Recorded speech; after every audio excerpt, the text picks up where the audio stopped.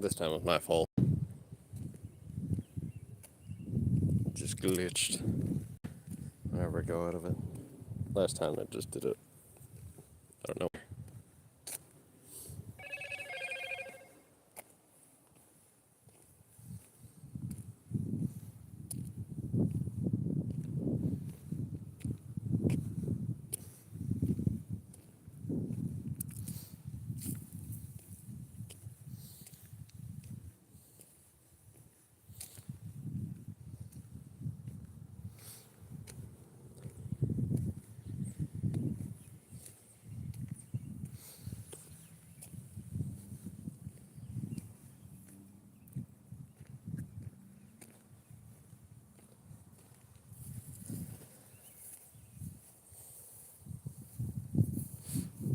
What the fuck is this? Graveyard.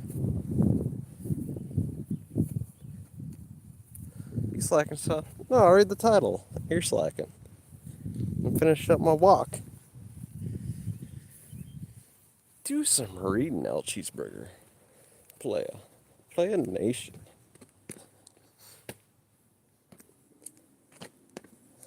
When are you gonna play, like, a good game, El Cheeseburger? Like, Fable or something. Or Restaurant Simulator. Goat Simulator.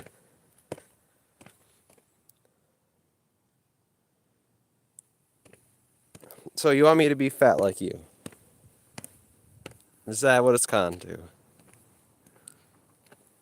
It's gone to you wanting me to be a big, great fat fuck. No, no. How can you even say that? It's like the same thing as your fake god.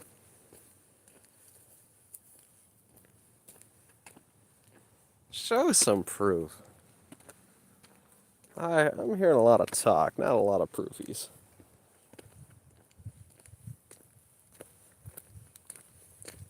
Right, you even got bitches, play. Let's be honest, you got bitches. Bart Dimberton's got no bitches. Led's got no bitches.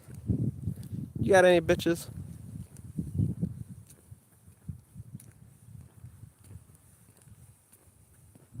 I'm putting it all on the line. Do you got bitches? Do you even got bitches?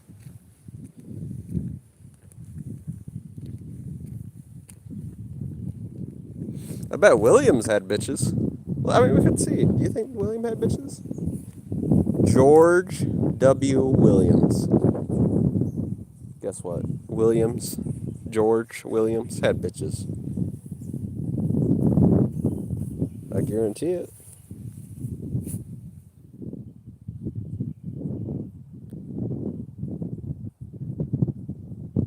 So it's manipulation to just want to see your face. How does that even make sense? You sound like a ghoul in the night. Yeah, and William over here, he was born in 1851. And he had bitches back in 1851. Almost 200 years ago. I got one bitch, but we are in love. See, that's where you got it all wrong. You got it all wrong. You're in love with a bitch.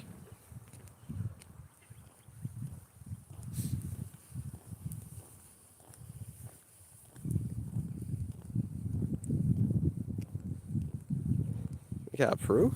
So now, okay, I know what's happening here. You're mad at me for having no sexual diseases. Because I'm not a whore like you. Yeah, see, I mean, you're wrong in so many different ways. First off, Bessie doesn't have sexual diseases like your bitch. And, I had sex with Bessie. So.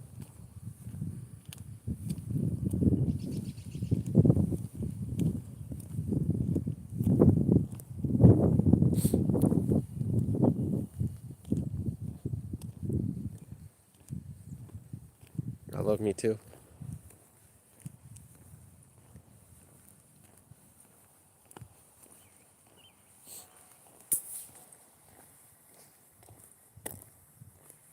Hopefully I don't got a tick.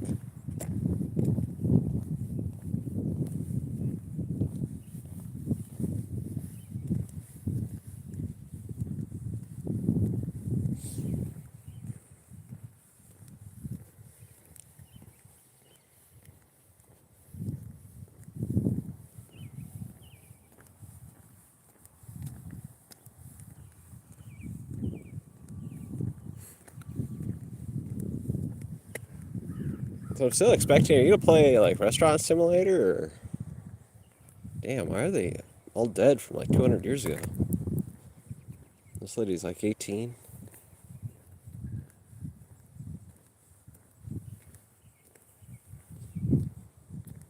Well, she's born. Actually, they died. These ones are almost 100 years old. My bad. 1912. The ones back there were 18.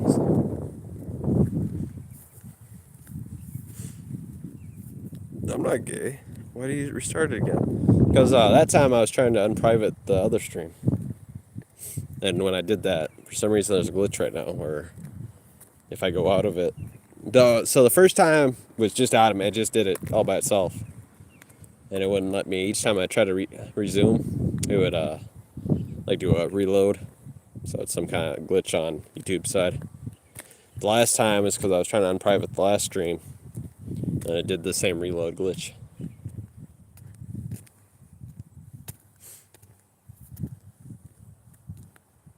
I wish I had a bald spot. You know what's the funny thing about you guys saying that? I wish I was bald. You know, last time Bart was trying to say I'm bald. And I grew my hair and I was like, God damn it, it's just thick. You think I like having this thick horsehair?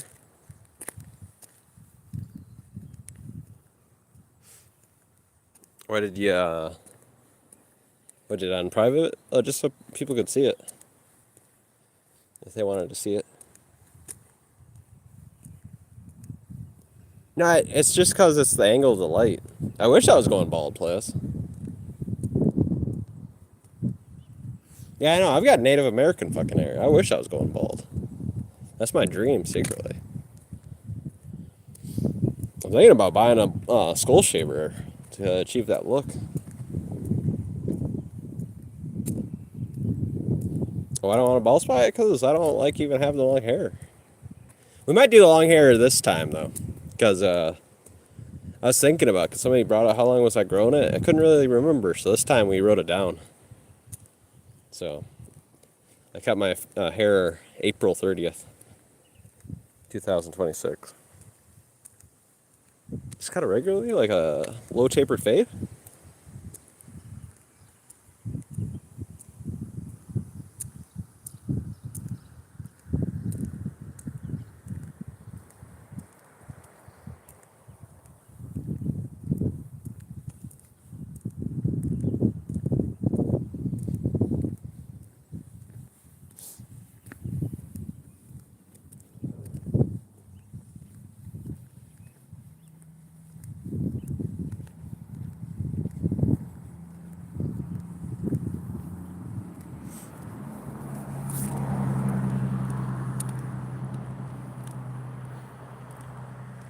I wish it was a cheeseburger.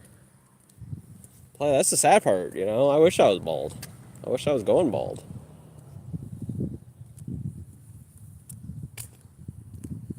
You know, metal in my head. I wish.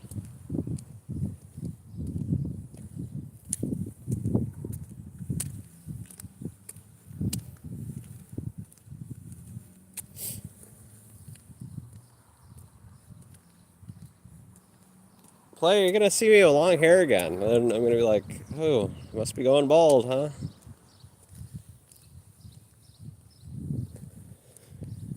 I wish, though.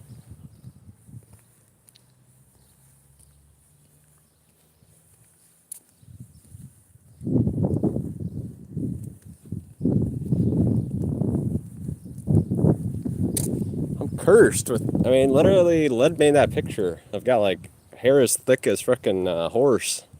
It was kind of a funny pic, though. I wish I was Play. You think I'm kidding? I wish I didn't have hair as thick as frickin' a horse. You know how warm it gets?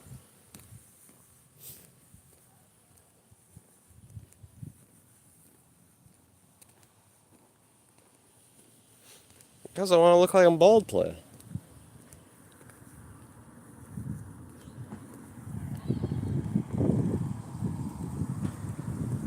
Yeah, fish got no bitches.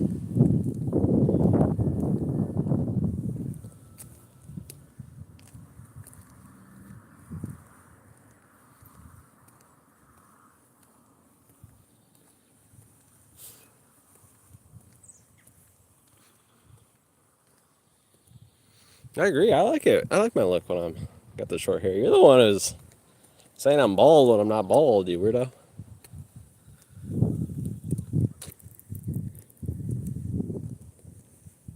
Maybe because you're bald or something. I don't know. You a bald guy there? No cheeseburger. I think Fish has got hair. I'll give him that. I think he might have hair. He's a fat guy, but he got tubby fingers. That's interesting. See, you're just a whore, L Cheeseburger. And also, you're a wannabe whore. I gotta correct myself. You're a wannabe whore. I think you don't got no bitches. You try though. You know, you've seen your sister yesterday, and you're like, I better do the riz. I better lay down the riz today. Only 45 minutes? Damn. I didn't know you were so homely with the homies. I'm not 45 years old. Oh, you got like a black afro almost.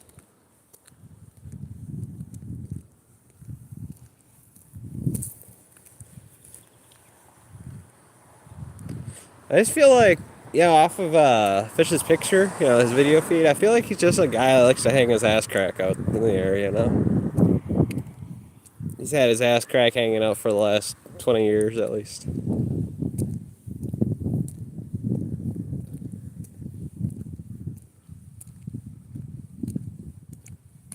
I own my own trailer. I have a box. I'm also chubby. Whores are a dime a dozen. Not that I ever cheated on my missus. Wow. Yeah, I'm glad you're paying her correctly.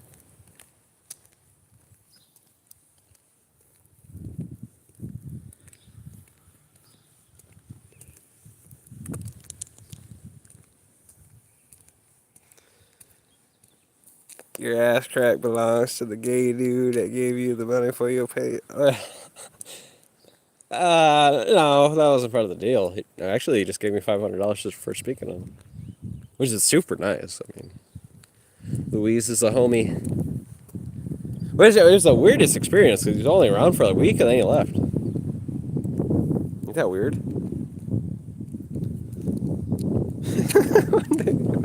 Just spread your cheeks for him. No, that wasn't part of the deal. I told him that too.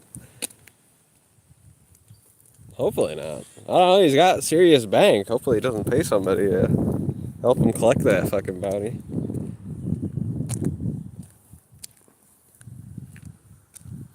He's got that New Yorker money.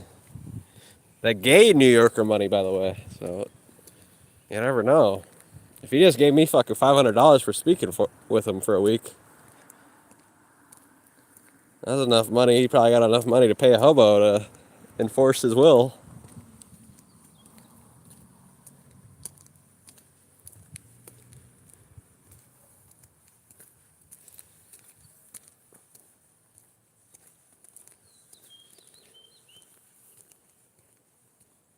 No, I don't say that word. Felice Johnson.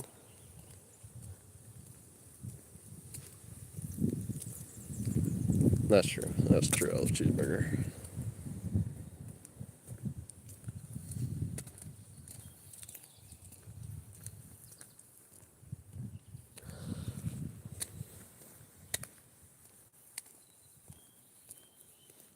Lucas, you gotta remember to share my channel out. No, I'm kidding. I seen that. I was in your video again.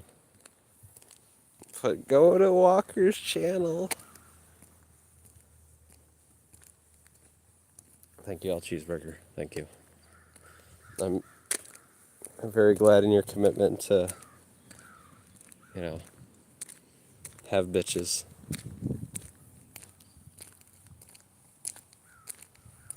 For sure. My account was hacked. Wise fish. I'm so hungry right now because my food is waiting for me. What time is it? Oh, you got 40 minutes. What is it today? Better make sure I got all comments going through.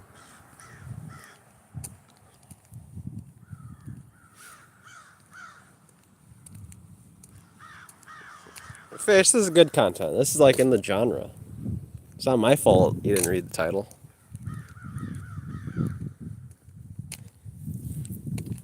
No, that's technically, I mean, Brazilians. I mean, if they're real Brazilians and not Portuguese, technically they're some of the oldest members of the Turtle Island people. So, really, really, I'm the real deal, Titus O'Neill.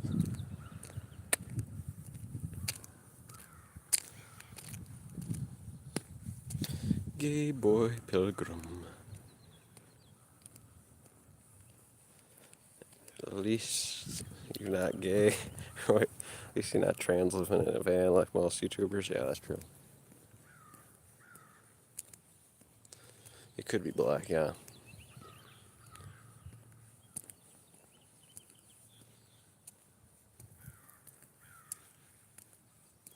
Actually, no, that is true. There is a lot of Portuguese did bring black people to Brazil.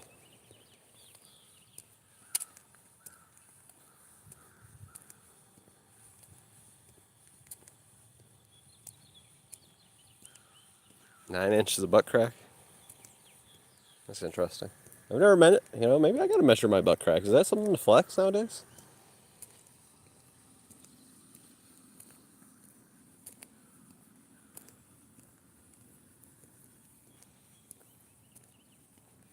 How much crack? How much? How long is that butt crack? You think? 9 inches. That might be a legendary number.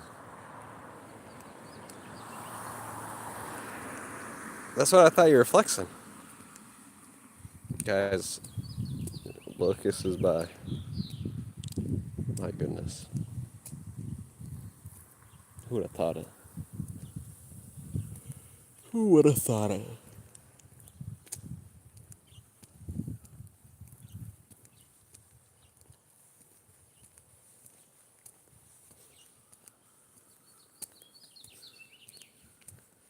Library 13. Did you look at the books like CMN? He's been doing that lately. He's been looking at the books. Let's look at the books here. Shattering Earthquakes. That's kind of interesting. Geek Girl. The Panda. That's super awesome. That's so awesome. No, that's not true. All cheeseburgers and no liar.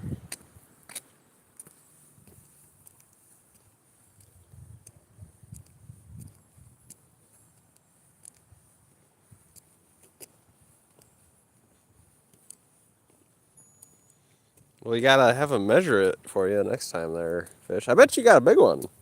You got a big butt crack, boy. Is that a gay thing? You think they put that on Tinder or Grindr? On the Grindr websites, it's 20-inch butt crack. 20-inch buns. Roll up.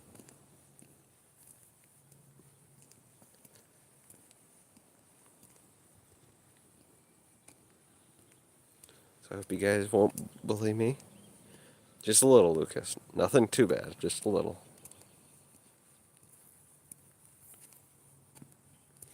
You can't read, don't lie. I read it. I read the titles.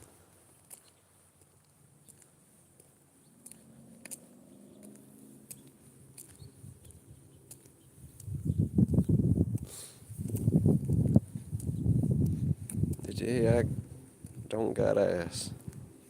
Walker. Lucas. Mr. Darrell. Where's Mr. Darrell? That's a Sunday. For some reason he's usually gone on Sundays. I don't know if his mom comes over and visits him or something. They're chalking houses. Itty bitty houses.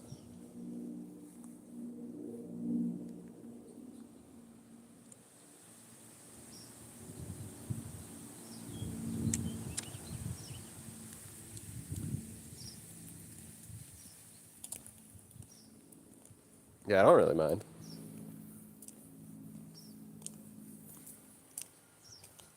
It doesn't bother me any, Lucas.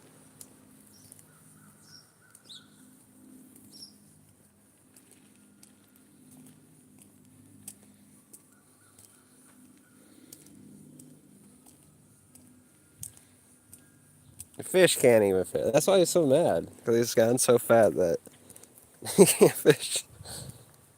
He tried, but every seat he tries to sit on just snaps in half, so. They got a special titanium chair at his house for his fat ass.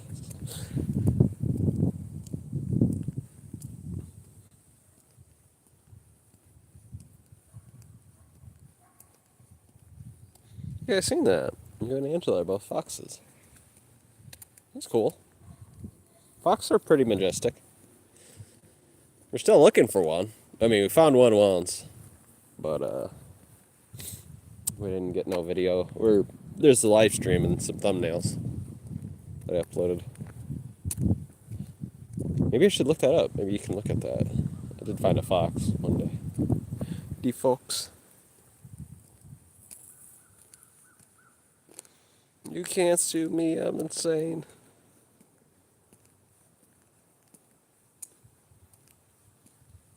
Can't even spell peace correctly. Fish, what? Who taught you? Oh.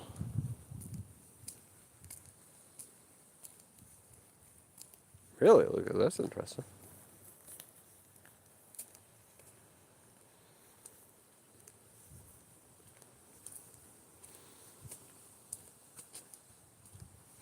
That's not the right piece. Fish, come on.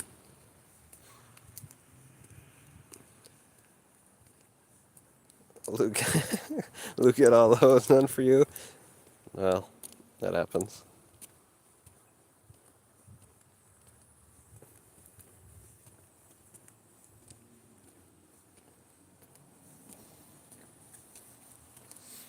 Oh, now El Cheeseburger's attacking Lucas because he's got more bitches than fucking El Cheeseburger.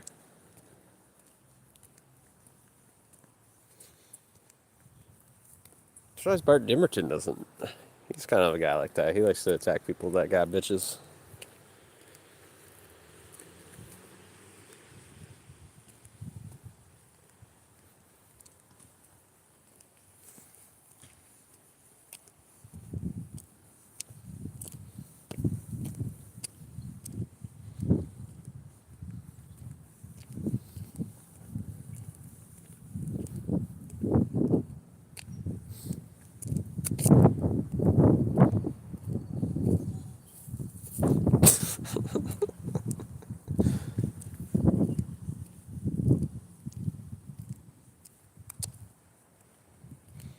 "13.5 inch crappie in freezing no cap. Show proof. Oh, come on. You got a fucking community post section. I seen you did a community post like last week. Fish, show some proof for once. Each time you catch a fish, just do a community post.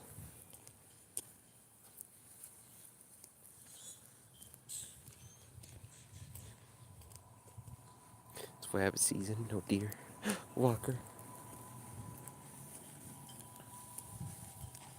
Mr. Lucas. Lucas.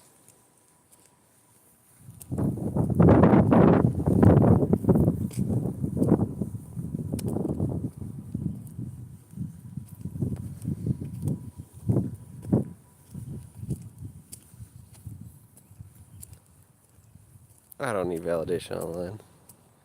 Oh, so you can lie? Yeah, you don't need to be validated when you're lying, right?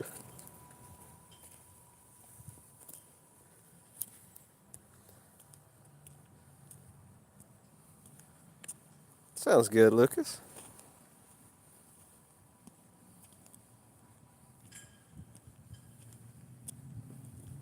Hell, Cheeseburger belongs in prison. He's flexing his woman's giant flesh flower like it's a fucking good thing. I was in Denver one time. I was in Utah. I lived for Utah. In Utah for like a year.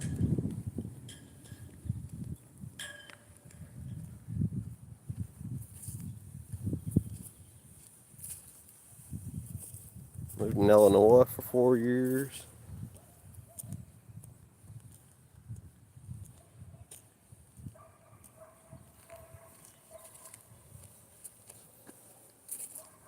Yeah, it's literally, or glitter-filled chalk nowadays.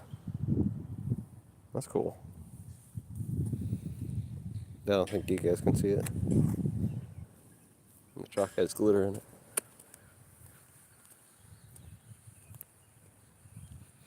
Guys, Denver International Airport is the second largest in the world, really? Where's the largest one? China or Saudi Arabia?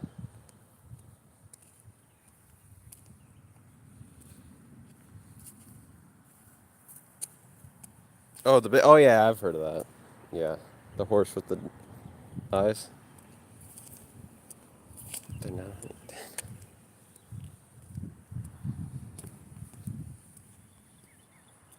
Lucifer. Oh. Yeah, I've heard of that.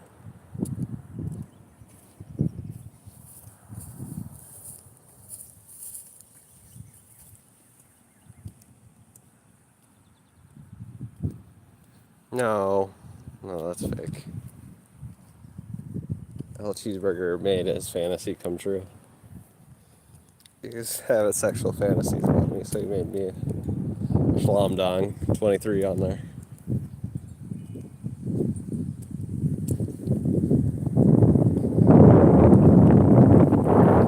I think Led's got that game too. See, sexual perverts. The only one who buys Conan the Destroyer Barbarian are sexual perverts.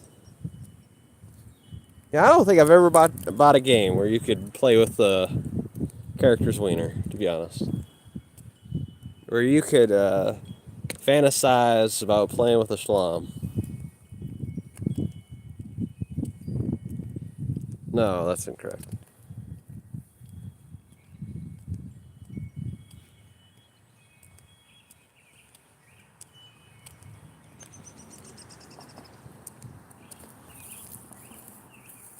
Yeah, whoever gets these games where you can play around with the schlom dong when it's naked, that's a sexual pervert. You know, somebody needs to be checked on. I don't own a single game. I own like 300 games. Not a single one can you play with the schlom dong.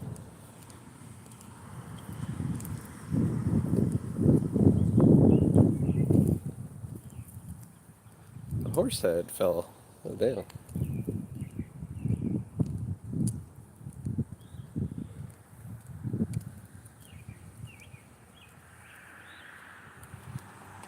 Started when women started to vote.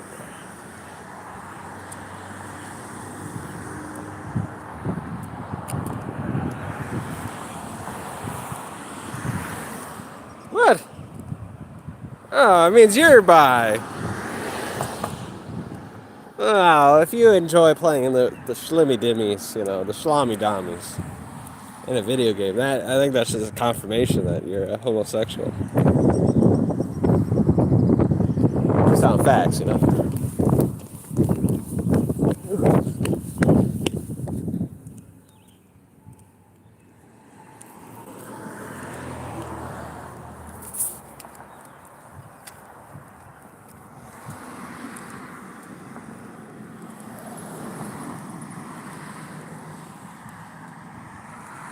There's 5 horses around Colorado. Each looks different, but were made by the same person or same people. It's one by the house.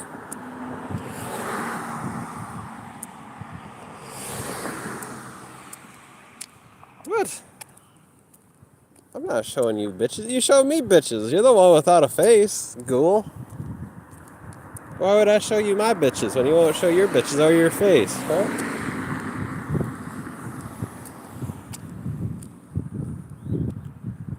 Where's Ace when you need that? And the horse by your house, that's crazy.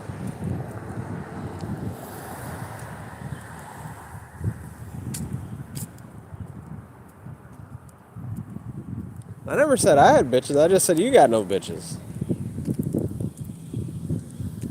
So now you're mad because I'm just saying proofs? Facties? I mean, we're talking about you right now. You're the one with no bitches. Bart Demberton, he's got no bitches. My bitches are secret. You ain't gonna know about my bitches. Those are my bitches.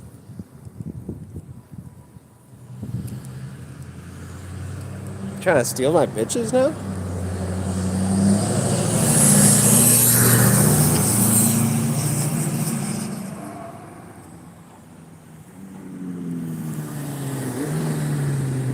What's wrong with that? At least I don't got sexual diseases like your bitches.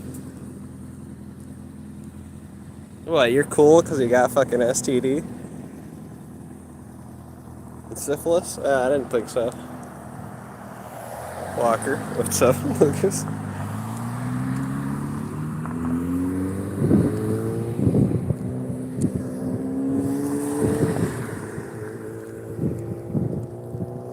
Your fish. I mean, whoever ever had you always greeted up, I'm just saying. They traded far, far up. They started from the bottom, now they're here. That's what they sang. That's why they left you. You got a new man. Bullshit. Do an STD. Actually, just do a HPV check. I promise you, boy. The amount of syphilis that will be on that page will be astounding.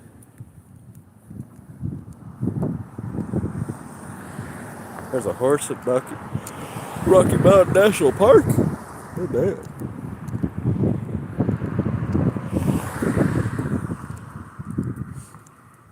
I own my own trailer in a box. That's pretty impressive. What do you got, Brazilian? Well, I got my health and my fitness. Better shape than you. What's wrong with turtle fungus? Better than your fucking smelly flesh flower you be crawling in each night. Also, again, I mean, look at your face. That's why you got so many zits now. It's greasy down there. Is Theo here? No, Theo's not here. Candace / Bob Barker's been incognito since I've, been making fun of her for, trying to jump into the toilet.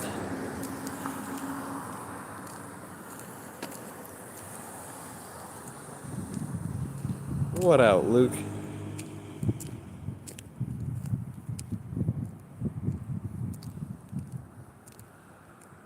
That doesn't even make sense, Pilgrim. That doesn't even make sense. Is Kiki here? No, I wish. What happened to Kiki?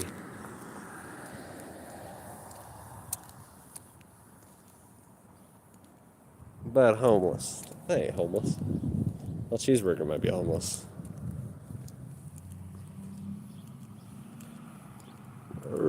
She speaks through me.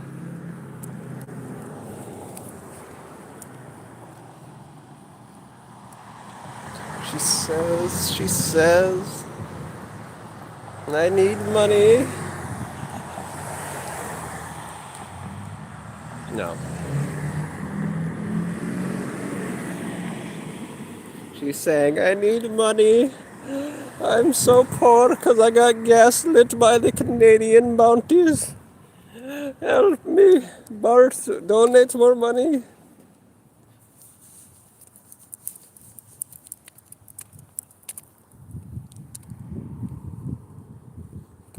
Nothing tells them that you win like moving to Mexico with no money, that's for sure.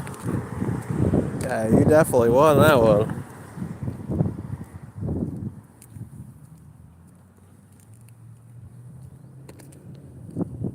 What? I'm just exercising, fish. You make it blow up. If you want to see it blow it up for me.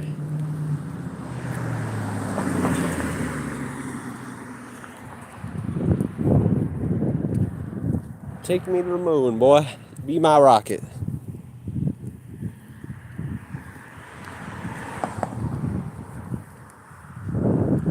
Someone blocked you. Yeah, who did block you? I forget. Was it? Yeah, it was Candace. She said that. I don't know if she still does, but she said it. No, fish block. He says fish did.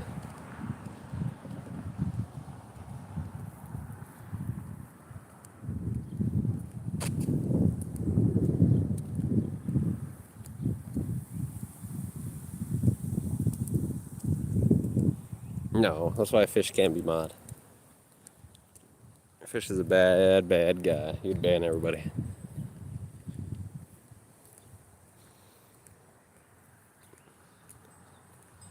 Yeah, Candace ain't here. Candace ain't here.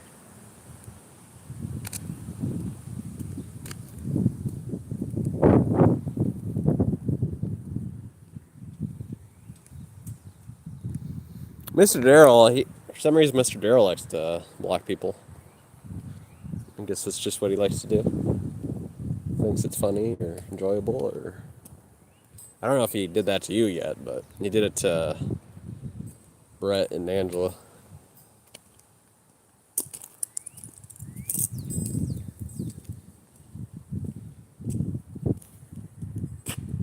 Oh, Brett was here. I don't think Brett would have blocked you.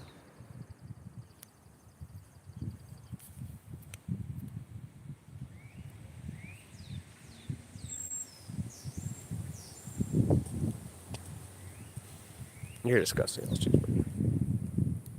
You're not classy like Mr. Darrell about it.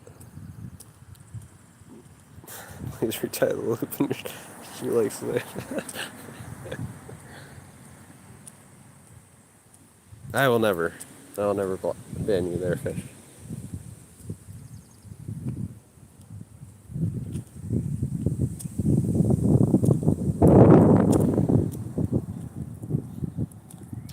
Well, who all's been here? Let's see. Yeah, it's only been you four on this one.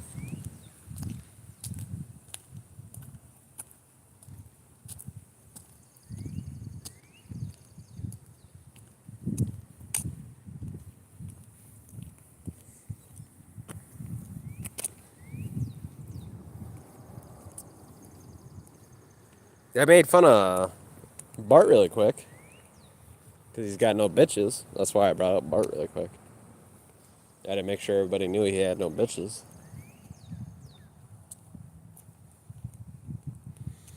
I mean, if you have to there, fish. You know, if that's your safe space.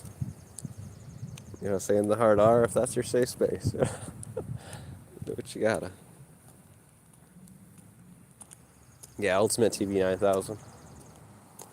But he goes by Bart. Where's Bart? Oh, he might be sleeping. He kind of takes little naps. Well, he likes to watch TikTok now, he says. Could be talking with Candace. I'm not for sure what he's doing.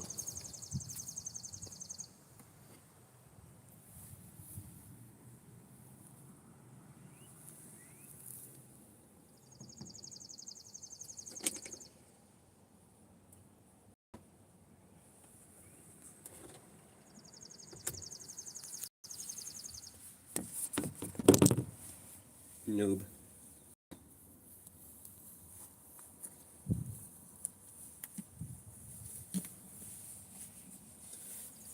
That's not official El Cheeseburger. That's never been officially.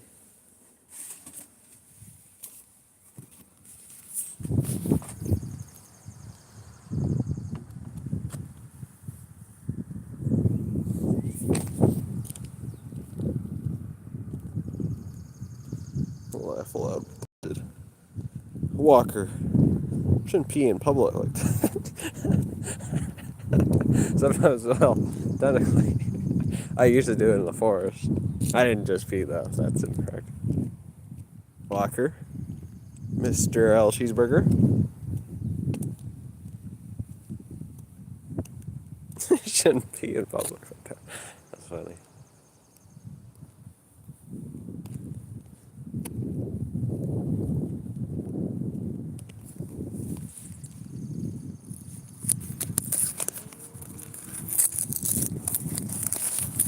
Granola.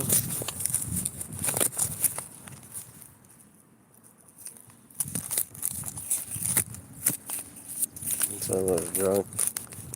Fat Kazapi. Pamphlet.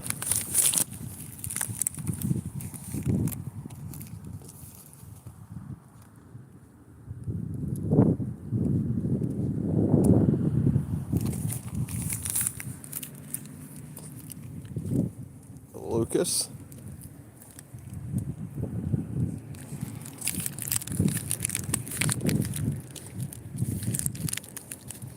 I love me too, El Cheeseburger. I'm a good man, beautiful man, gorgeous man.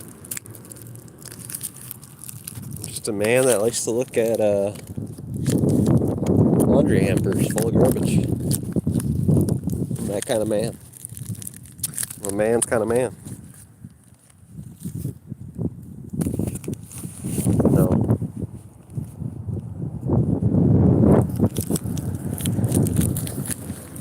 Yeah, El Cheeseburger's Jewish too. But yeah, I'm very handsome. I'm a handsome man.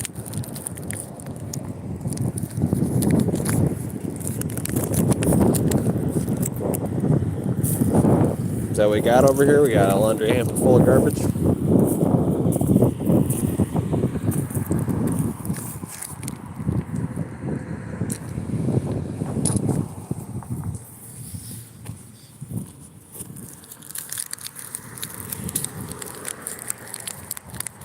I'll open up. I'm not religious, that's how it's, good.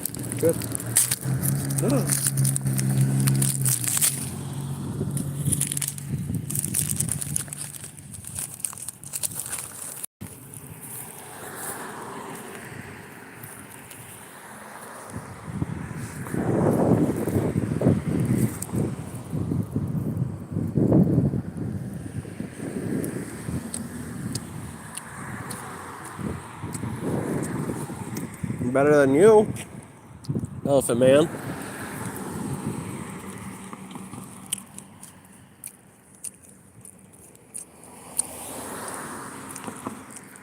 He never died for anybody, so.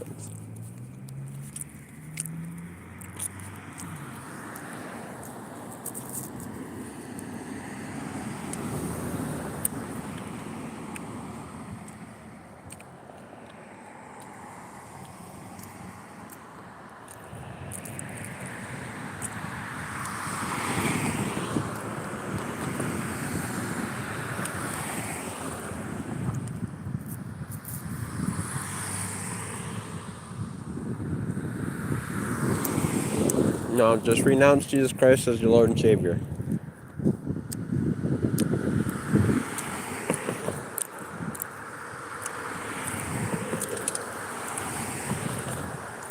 No. No, it was actually, you.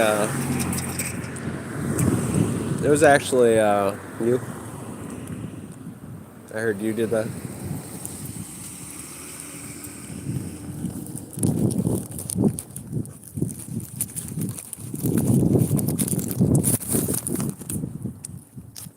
Which, I was for it. I mean, I'm glad you and, Mike Truth are plowing nowadays. I think you guys make a cute couple.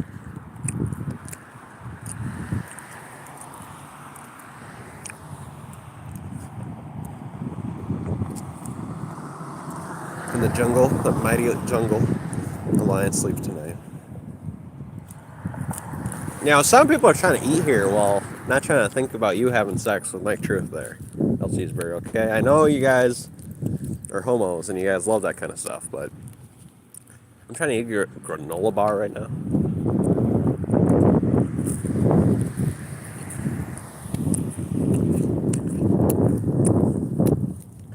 That was you. You're the one that always in the chat. I wasn't in the chat nearly as much as you. Butt liquor.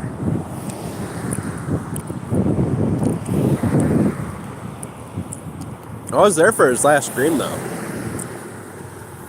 It's pretty funny. He got yelled at by his golf teacher. And we never seen him again. Well, I've ever seen him. He made a couple of channels, but he never live streamed again.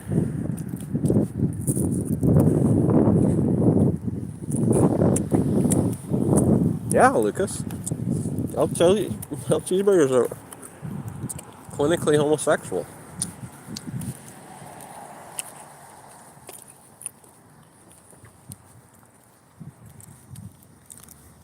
And he's got no bitches.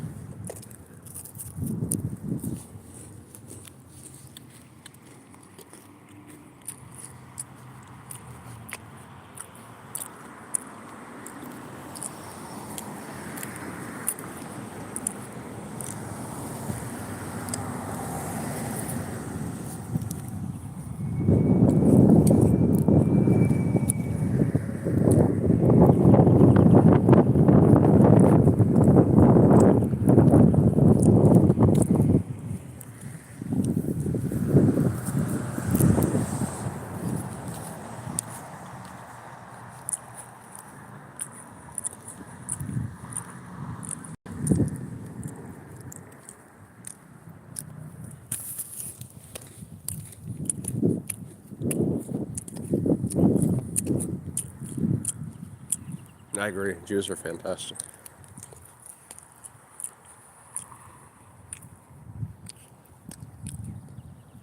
Did you kick him?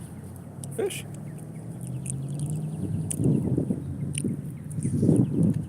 Yeah, see, I was right. You wanted to stuff him.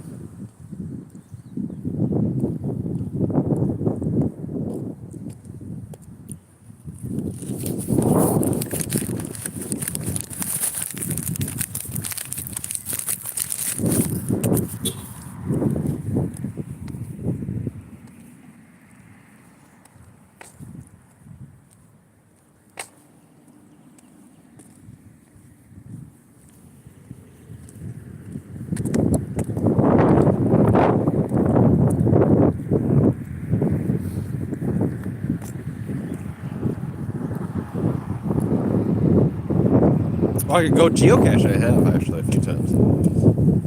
We should do that. Have I gone geocaching since you've been watching Lucas?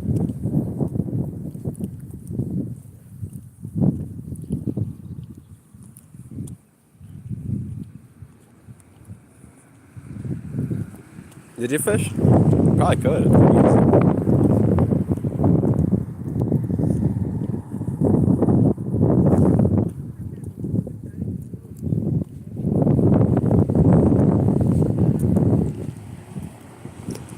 No.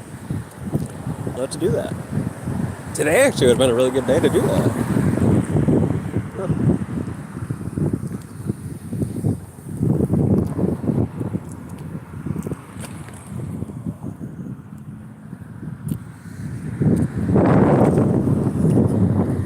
Back down. What, you rolling up, Cleo? Where do you think I live there, fish, huh? You geolocated me? Where do I live, huh? Roll up, roll up. See ya, demon. Renounce Jesus Christ as your Lord and Savior.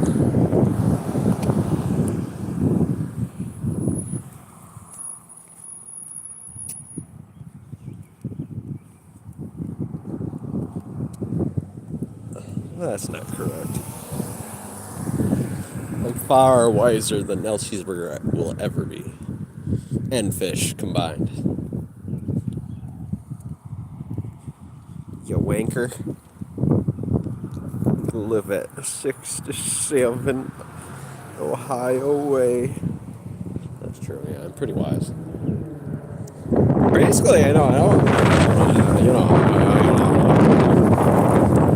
pulled my own tail here or such. Ain't my own pud, but I'm a pretty brilliant man.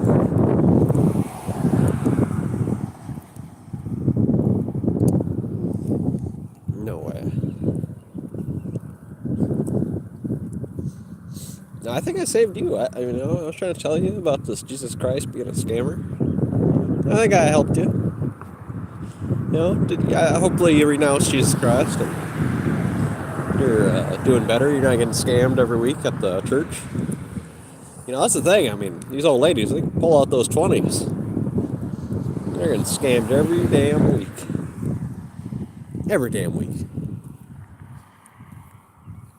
My ears are getting clapped. Damn. Pandemic around here.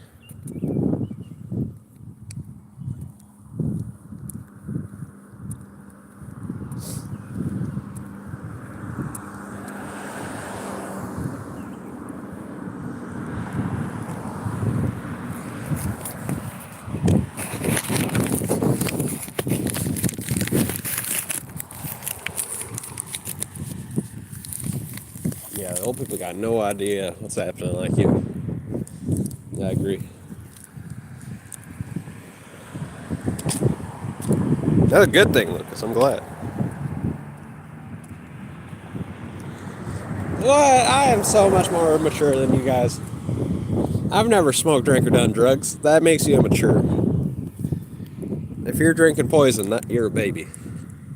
You got a child's mind. Only kids do drugs or glorify them.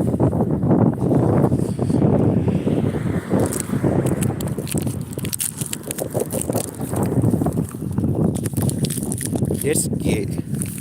That is good.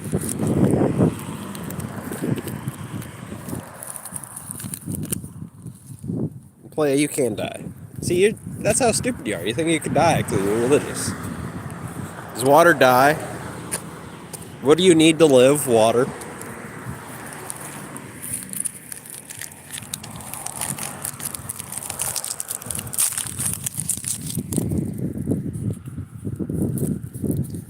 I've never had Fent. I'm not a Fenty.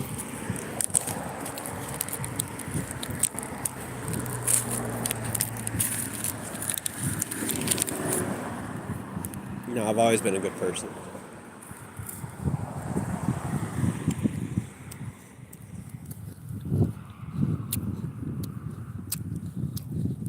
Yeah, it does, you butt face.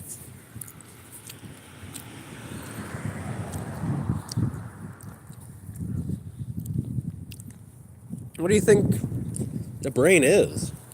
It's like 60% water. It's mostly water.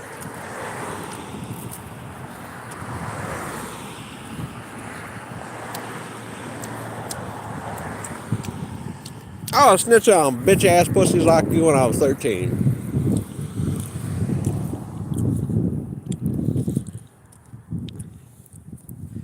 Humbleness.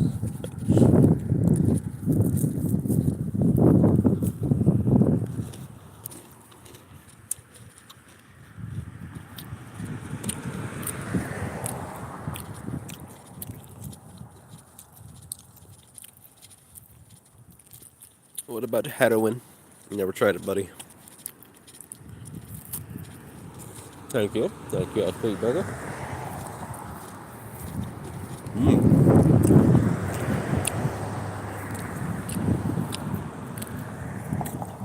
These are some good ass oats bars. The oat bars, you know? Some good ass oats.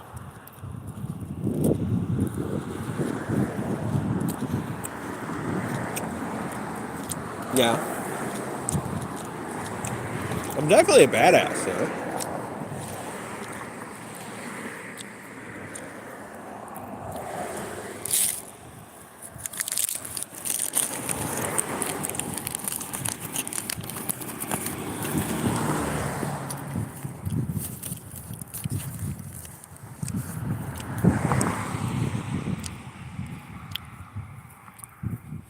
White, medium, square.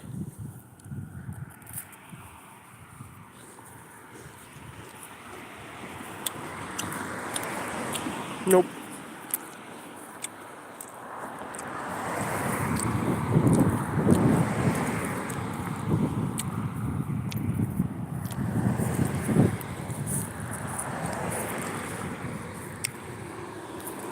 Fish better roll up. I'm gonna kick his ass. That's for sure.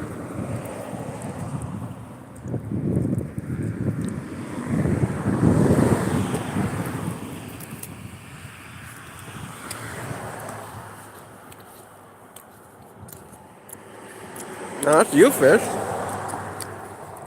You're so retarded you didn't realize you're water.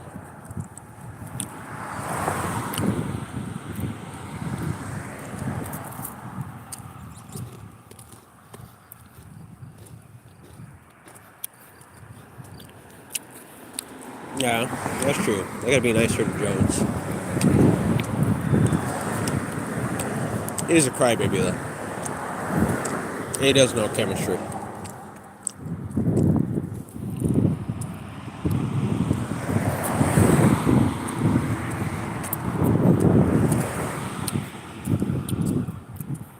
Yeah, Mama's an OG.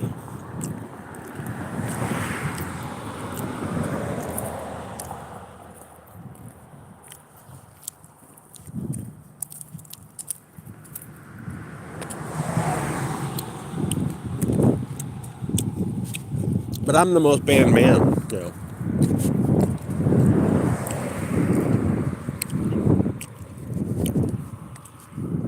I keep getting banned for saying facts for some reason.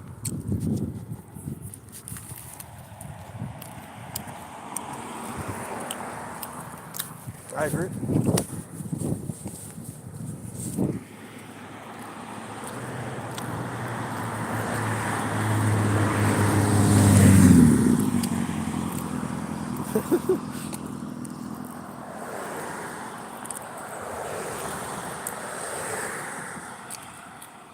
Fish, did you spot yourself in the mirror again?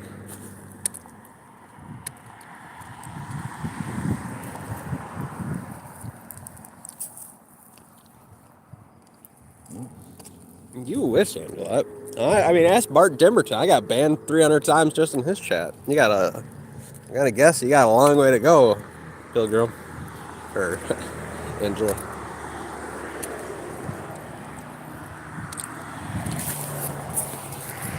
These truthers are liars. You know, I try to, show them the truth, and they just ban me. They don't like that truthiness. Same play. But I lost 60 accounts in one day once.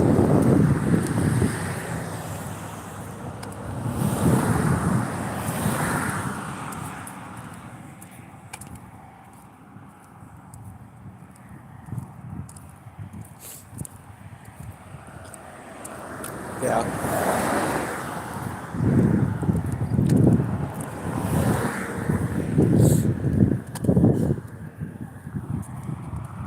Yeah, I've been around the longest, really.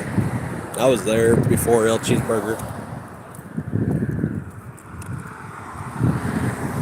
Yeah, Monty's gay. And he can't really actually find people. That's the wildest thing. People actually believe that. They think that he finds those people.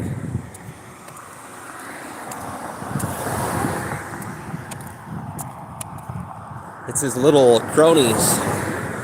It's his little cronies that are already there, you know? Okay, everybody wants to, for some reason, suck his weenie. So they always give him the info. Nah, I was here way before James. Way before.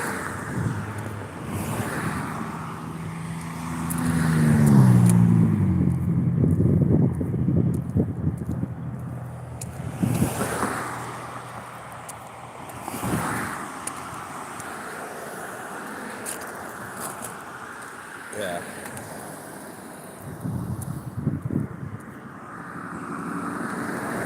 I was here 20 years ago. I was in school when that was happening, play. I was being an OG. Nah, play it. U2 was big in the elementary schools.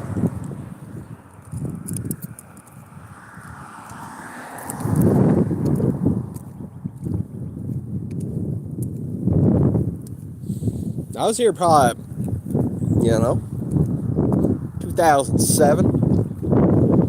Being an OG. I'll be in about 7.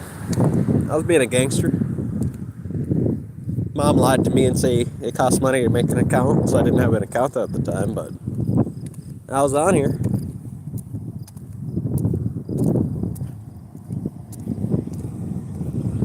No, that's strong, boy. My pimp hand, it's strong. Mental health, it was just like Akon music or something. What do you mean? I'm the one who's never smoked, drank, or done drugs. I think you were too young when you got on it. Well, mentally too young. You're probably 40, but still mentally too young. No, it's not really that dangerous, boy. I've seen way more dangerous. Like the crack house librarian, that's at least like 13 steps more dangerous.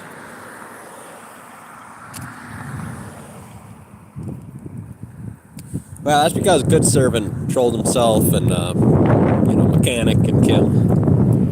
Those three trolled themselves in the end. It's sad. I mean, sometimes some of these old people, they actually believe your guys' lies. You know, you gotta settle down sometimes. Softy. Just touch your belly and feel how soft it is, fish. I want you to grab 2 handfuls of that squishy softness. Right now, just fucking do the truffle shuffle.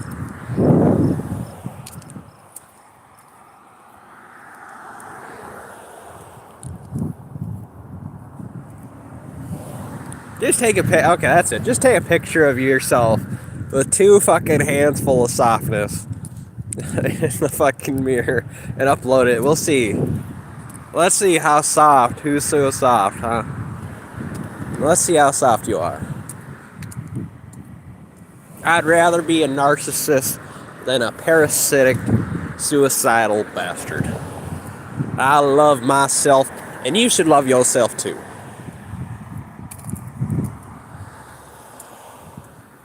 Why is it disgusting? It's factual. You know it's factual. L cheeseburger. You know it's factual. It's only disgusting if you're trying to warp reality. That's why I've never smoked, drank, or done drugs, because I don't warp reality. Commie, somewhat. Did you see the American Communist Party? They've got a YouTube channel. I found it when it only had like, 30 subscribers. Now it's got like 10,000. I am kind. I'm the kindest man. I care the most. Excuse me, by the way, if I burped. Can't tell. Oh, yeah. Who did? No. Good Servant did not. Good Servant got COVID and died. Remember? His last fucking video was, oh, they're just making it up that it's so bad. And then literally 1 week later, he dies of COVID. No, he did not. He was sick. He sounded fucking ill as a motherfucker. He sounded close to death as you can get.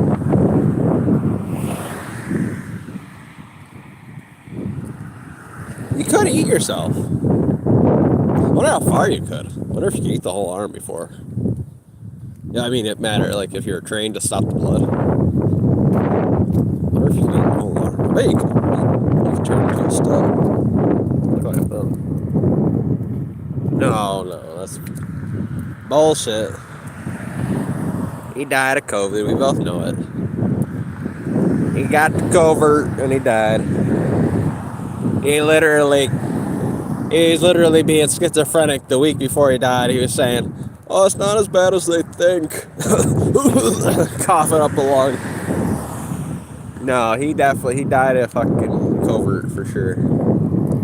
You know it. Good Servant. For some reason, L Cheeseburger's making up a lot. I've got there's actually an audio clip on this channel. You can look it up. Pure blood. I'm like, you ain't pure blood. You ate way too many Twinkies, boy. You're more fucking corn syrup than man at this point.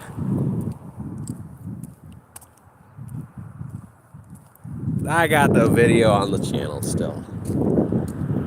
Audio clip and everything. He's literally taunting with his last trolling breath, because he's so fucking retarded and brainwashed. He was like, it's not as bad as they say. And dies a week later. Not as bad as you think. I'm just dead. I'm just so close to death.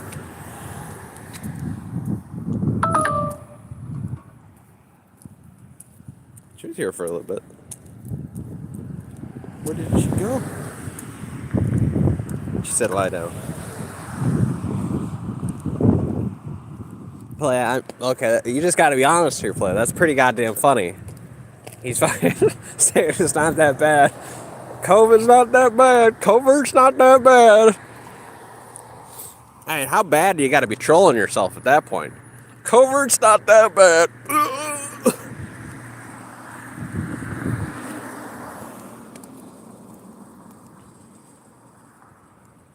No, he was anti. He was anti. He was one of the, actually both.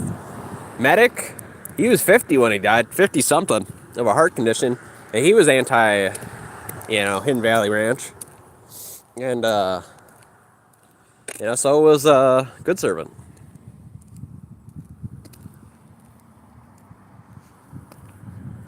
So I found a great amount of humor. And, like, just the levels of trolling yourself that some people can get. 50 not that bad, I'll make it to 58, then I'm done. Well.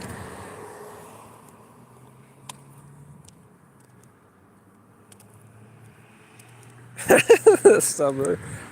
Nah, Candace. Now listen here. I'ma outlive you. I'ma outlive everybody in chat. And that's a promise. You know how people say you can't promise that kind of stuff? Well, guess what? I promise I'm gonna wake up tomorrow, the next day, the next week, the next month, the next year, the next decade, the next 50 decades. I'm gonna wake up. And guess what? I'm the Grim Reaper here. I'm gonna be the person that remembers everybody in here, chat. Y'all gonna be gone, and I'm gonna be the one. Still in the same matrix, talking shit about Candace that died 50 years ago.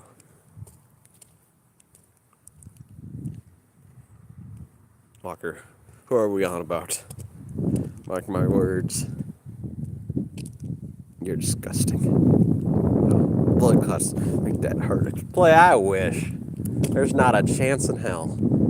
I was jogging 10 miles every day. I've never smoked, drank, or done drugs. I am the perfect structure. Candace, look at yourself. You look like Bob Barker. You look like you could die any day. Live long and prosper. Damn right. Weak. Tell Theo to unblock me. Candace, Bob Barker. Death ran over twice. Can you please unban Lucas? And unblock. Unblock Lucas.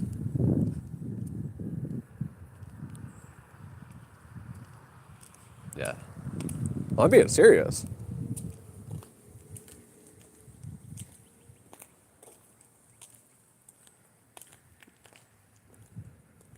Bob Barker, come on. Don't sell yourself short. You look like you're fucking 92. Oh, I did. Now Shizzle's doing it. Shizzle's trying to take a... Yeah, Shizzle took forever to do it. That's why you can tell they're fake fighting.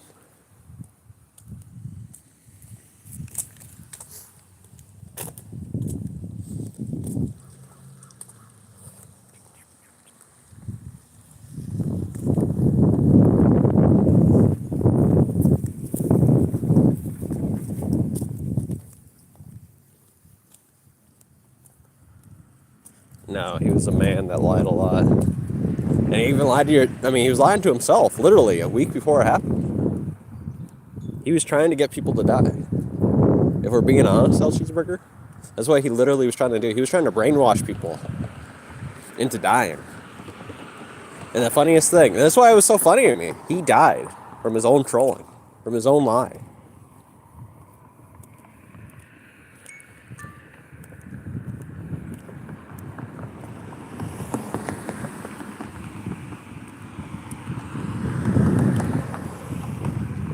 You want to know how I live with myself?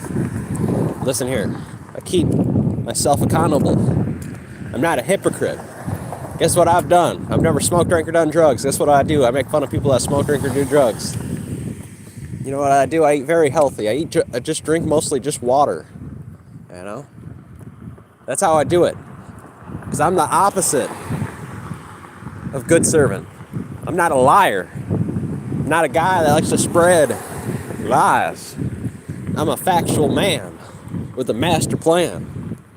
You got no bitches. I've got bitches. Bessie. Bessie's my bitch. Well, fish, I've tried as hard. I've jogged 10 miles.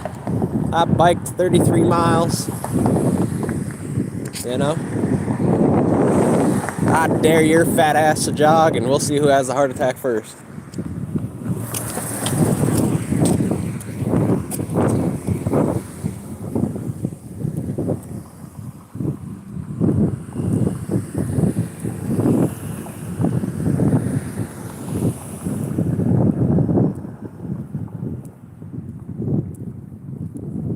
If I had a kinder heart, my heart might break for liars, excuse me, scammers.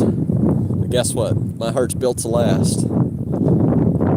It's made to make fun of liars and scammers like Good Servant, that at his very last week of living was lying to everybody. He tried to literally tell them it wasn't that bad when he was on his deathbed. You know what he was trying to do? He was trying to murk people. He was trying to kill people. And you're trying to say I'm the bad guy? He was trying to murder people with stupidity. I renounced Jesus Christ as my Lord and Savior a long time ago. There is no God, and there is no Jesus. And that's a fact, Jack. And you should do the same. Do it right here, El Cheeseburger. Renounce Jesus Christ as your Lord and Savior. If you got any guts, if you would stand up for truth and facts, you would have done it a long time ago.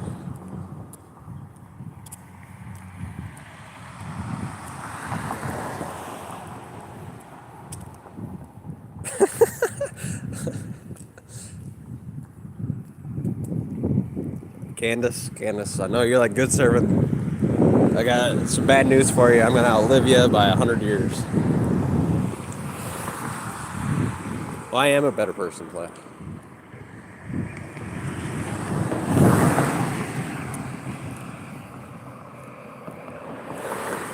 Hurt from the truth. You know, some people can't handle the truth.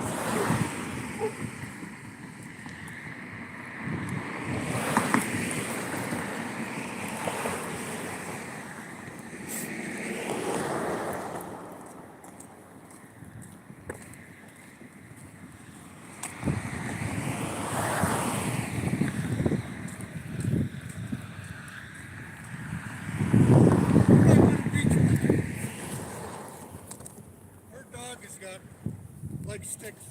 Oh, that's all good.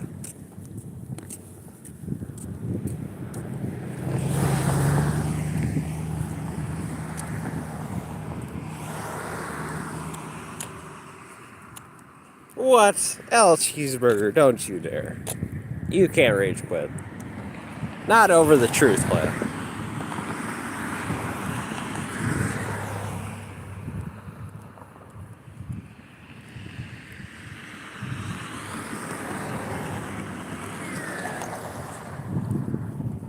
I'm sorry. I mean, if you don't believe it, you can look it up. It's on the goddamn channel. Trolls like Good Servant trolled themselves in the end. He literally says it's not that bad. He sounds like freaking Theo over here. Candace, it's not that bad. Ugh, dies.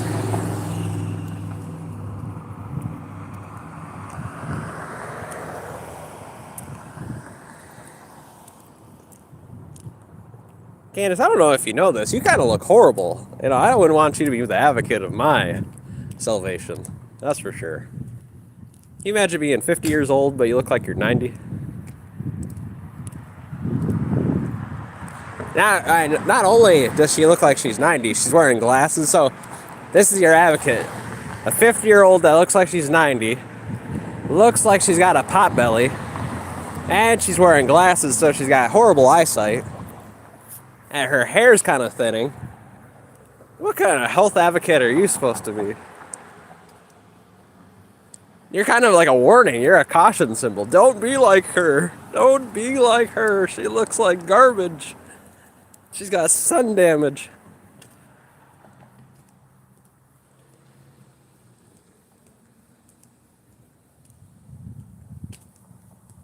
Yeah, a lot of people didn't die. They look way better than you. They got vaccinated.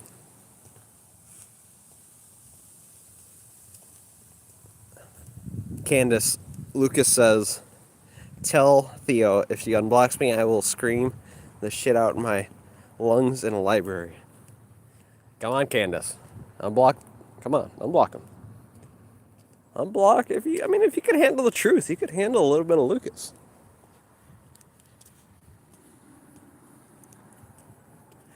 To the person, to the person, to the person. Is Google translating that incorrectly? On the side? That's wild.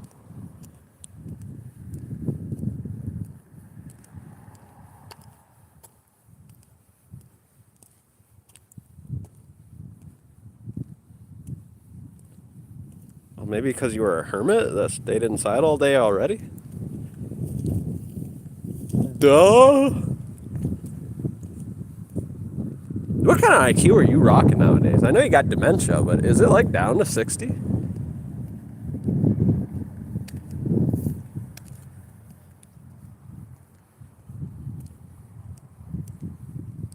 It's the question without it.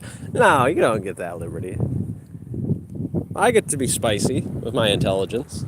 I'm not down to your fucking 60 IQ.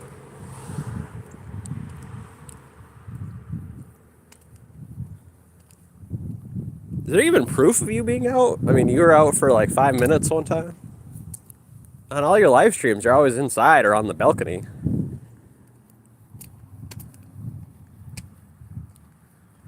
No. No, they're words you're allowed to use ad hominems. I know you don't like them. I know that you're allergic to, high IQ. But you're not a dictator here, Candace. I get to say what I want.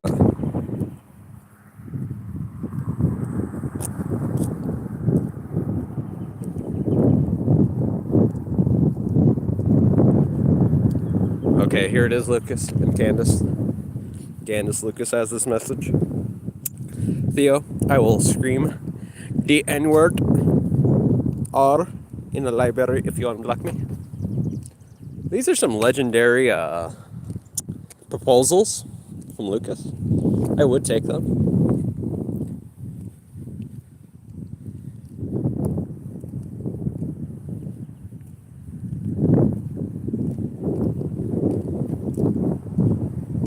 Candace, look at your face. Did you really survive? I mean, you look like you're fucking 80 or 90 years old. So I don't know. I don't know what you're seeing in the mirror nowadays, but I mean, it looks like you survived. I'll give you that, but barely. You're very close, though. I mean, if we're being honest, you look like you're pretty close to dying. You look pretty unhealthy.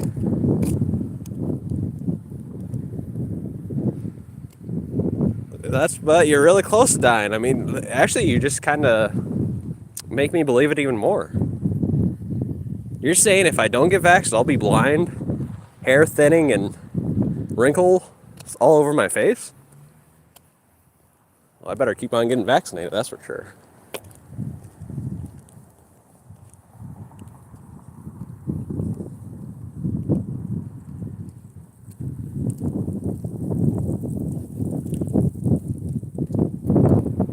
And I will go in an airplane and scream so fucking loud if you unblock me.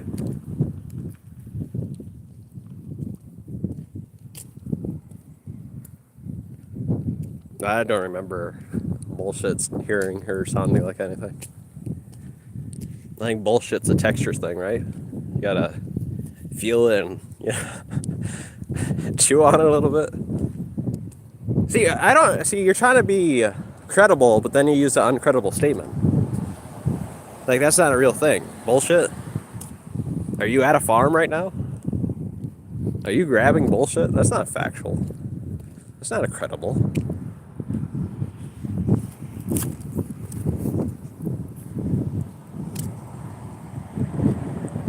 And you're kind of a city folks. I don't even know why you use bullshit. It's not like you've ever had bullshit in your hands. You never heard a cow fart. You're just kind of a city girl. You're kind of a hobby house kind of guy.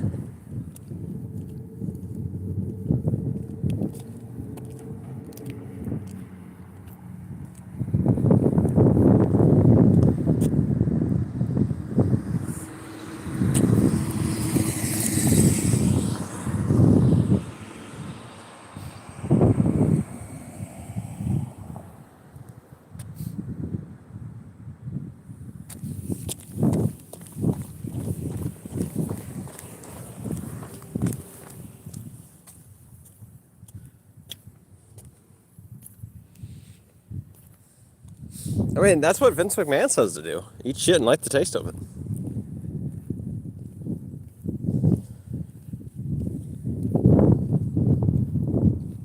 He also did diarrhea on some little lady's forehead, though, so.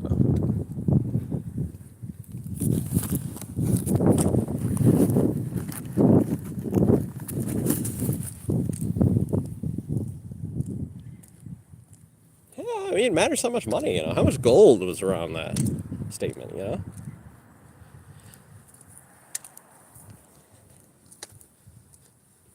I could buy a lot of hand sanitizer and, you know, a lot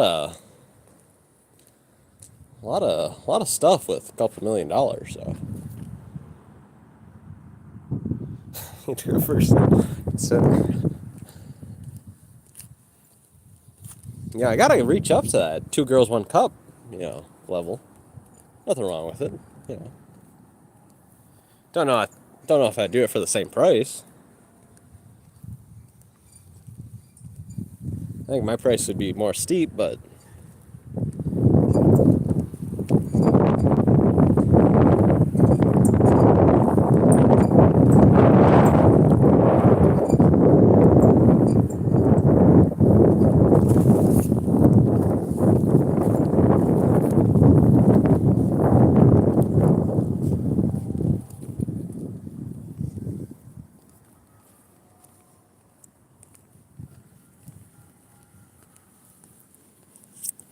well, it looks like Candace rage quit.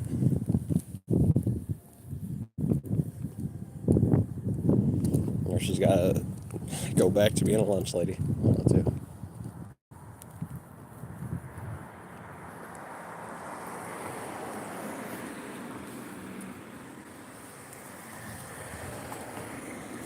Candace got no bitches.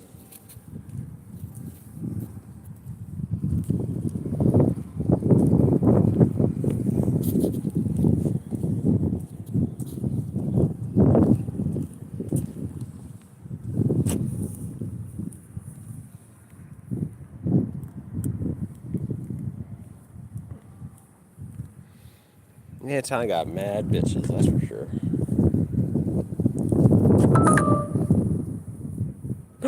10% battery.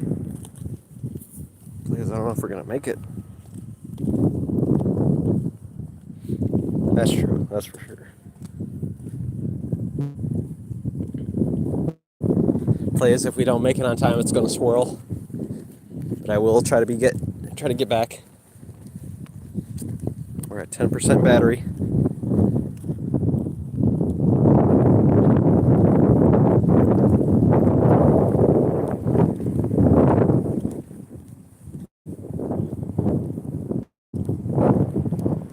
Candace, you know that's not even possible. I can't even do that. I can't make people see, or can't see other people. You crazy banshee. I don't know.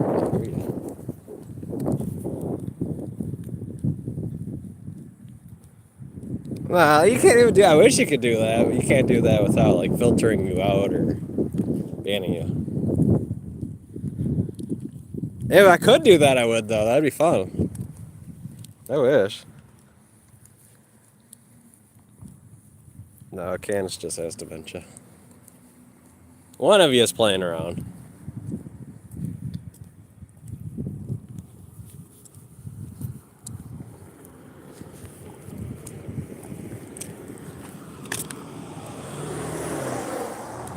Rest in peace, my phone.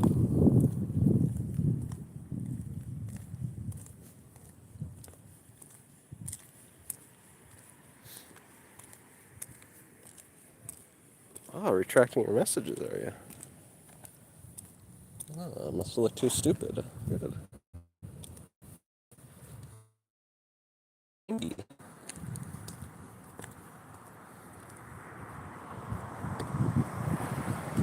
I will miss you too, Queen. But it won't be too long. It'll only be like 10 minutes. Or not even. It'll probably be like 5 minutes. We might make it, though. Oh, we're down to 9. 9 minutes. 9 minutes.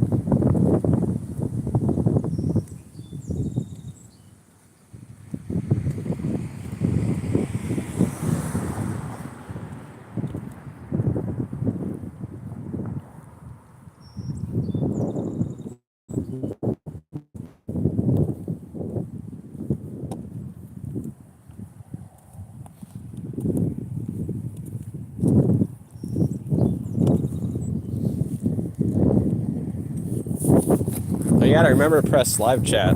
Also, Lucas. That might be the reason. What's up, play a chat? Play a walk, play a chat.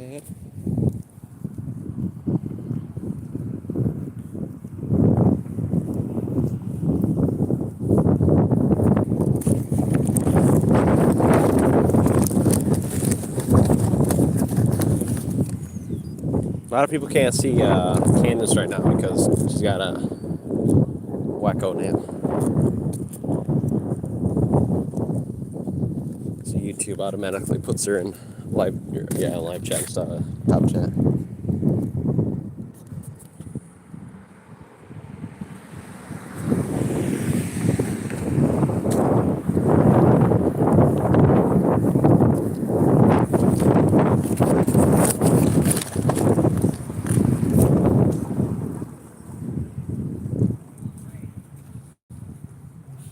Anton lies. Anton does not teach to kids. Wow. That takes some high IQ to say it right there, that's for sure. Run home! Oh, my pants will fall off.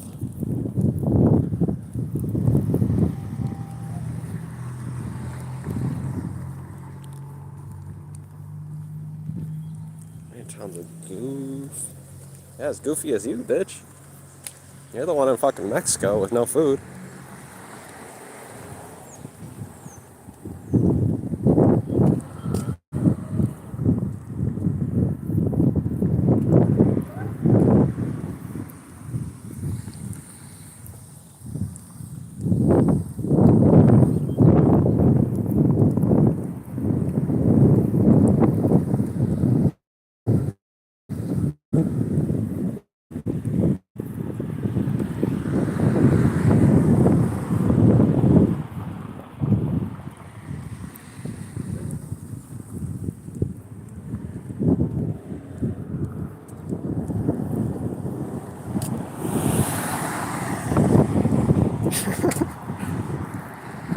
Candace is dreaming.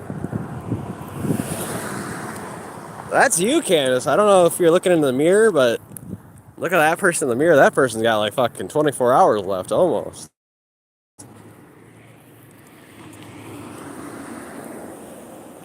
Gooner.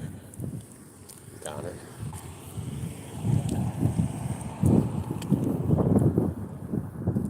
You don't even know what that is, Candace.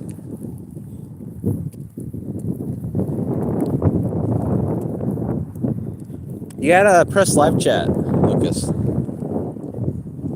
Go to your chat settings, press live.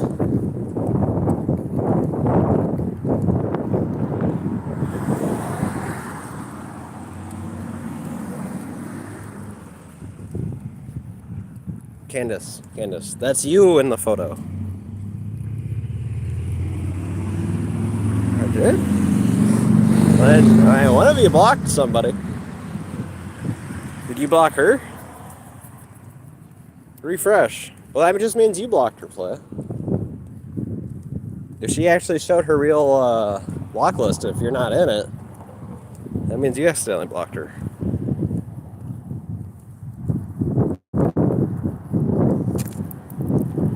No! You coulda. I don't know what to tell you, playa. It's one of those things. It's you don't have the live chat properly. You gotta refresh and go off the top chat to the live chat. She's got that wacko name, so YouTube automatically thinks she's crazy. So they filter her out. They're like, nobody needs to see that. She looks very, very ill, though. She looks like she has liver disease, really. What's that called? Cirrhosis? Yeah, you look like you have cirrhosis of the liver. You ain't outliving anybody. You look like you're clearly almost dead. You look like you're fucking 90 years old at 50. Most likely from the smoking, if we're being honest.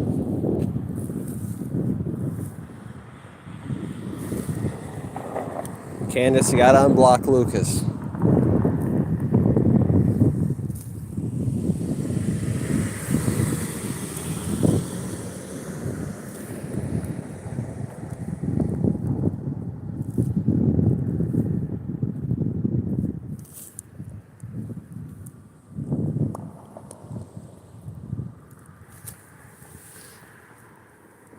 You ain't even healthy. You're crazy. Candace, look how many wrinkles you got. You think that is healthy skin?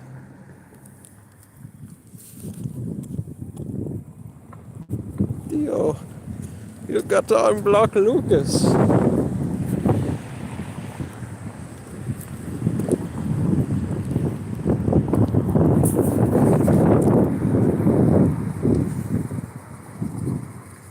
I don't know how Candace looks like a naked mole rat, but she thinks she looks healthy. She got as many wrinkles as a fucking Bob Barker and a fucking mole rat. No, you look like you're 90 because you didn't agree with Bill Gates. You're poor, you have poor health. I mean, really, you failed at everything there, Candace. If we're being honest. You failed at anything to do with health, and you failed at, having any kind of amount of security in your life.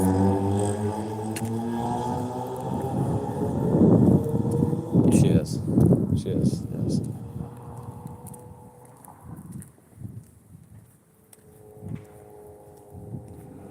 Now, aren't you the one who keeps on repeating yourself there, Candace? I mean, if we're being factual, aren't you the one that looks like you're 90?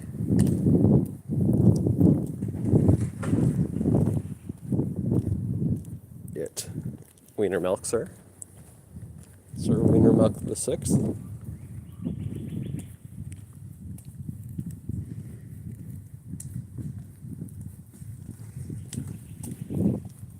Wiener. Candace, it does kind of matter because you look like you're so close to the Grim Reaper. I'm surprised you don't feel his arm on you.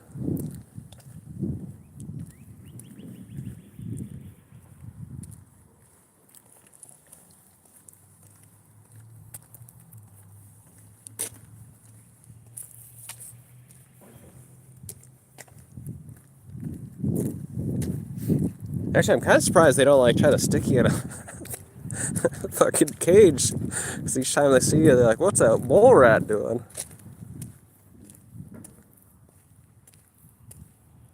No, that's not facts. Definitely not. You don't even answer questions.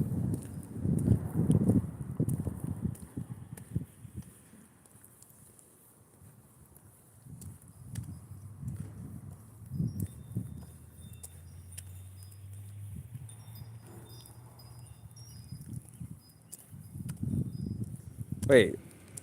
Yeah, no, I agree with that. No, put that back, Candace, you fucking dummy. Put it back. I agree with that one. Put it back, Candace. Put it back. You got no guts. She's got no guts. She did it wrong. She knows she did it wrong. Retracted. She's got no guts. She's got no guts.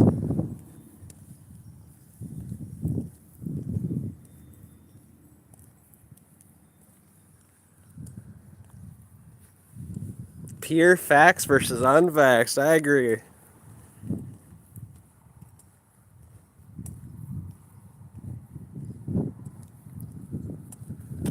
Let's go, Lucas.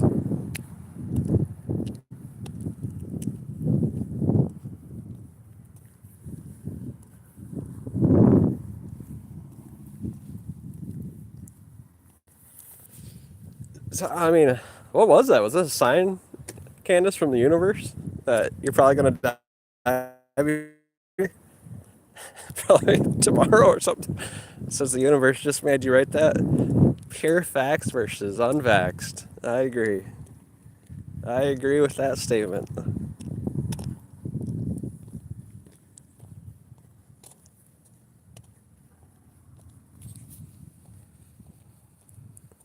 Anton's a lying goof weakness bitch who can only ad hominem because he can't answer simple questions honestly without proof. He's a moron. Damn. Damn, that was high IQ right there, Candace. You really showed me with that one. Yeah, that's what she wrote, and then she had to retract. Pure facts versus the unvaxxed. Yeah, I can tell it hurts. Hurts you. I mean, it aged you like a nutsack, so doesn't look like it's a fun ordeal.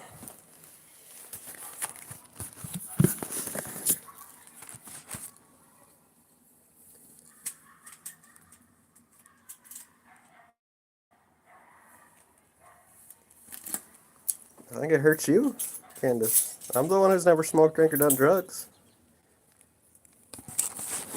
It hurt you so bad you decided, you know what? Looking like a nutsack at 50. That's a good trade-off right there. I'm gonna take that one. I'm gonna have decrepit lungs.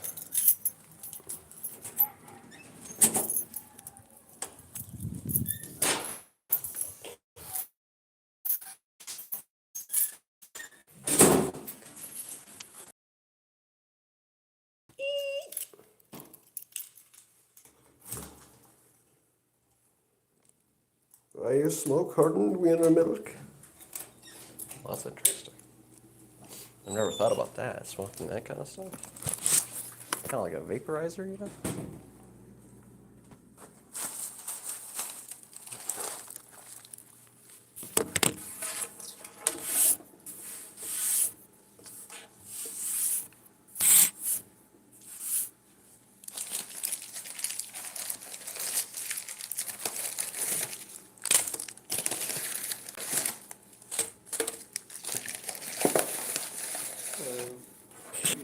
How you doing, Dave? Okay, you? Doing good. That's good. Hey, you go by the name of Antonio or Anton? Anton. Anton. You look really nice today, Dave. Why, thank you. You looking pretty good. How's school? Yeah. You got a lucky lady yet or what? No, Not yet, not yet. Well, I'm sure God will bring someone in your life. He has a way of doing that. He brought in a wife for me. Well, nice. Well, Good one, Dave. thank you.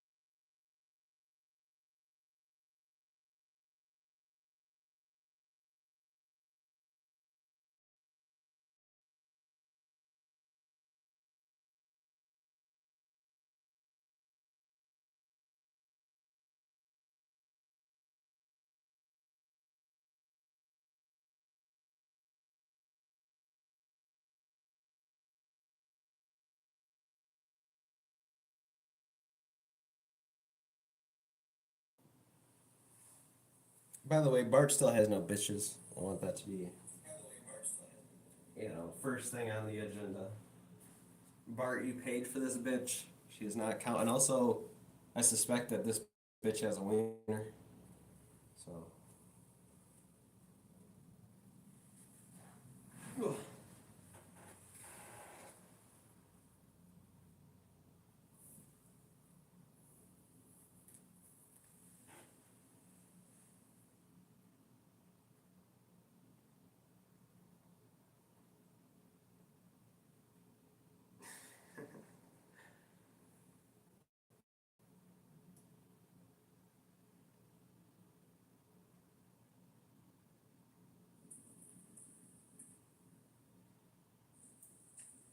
You didn't even answer questions. When did it get muted? Yeah, business transaction. That just means that he's a John, really. Art Dimberton's a John.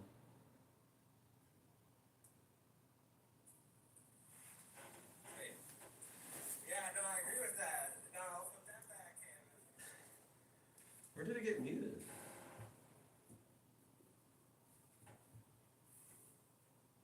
Lucas, come up. Roll up, motherfucker. Roll up. I'll beat you up. The no tour. No house tours.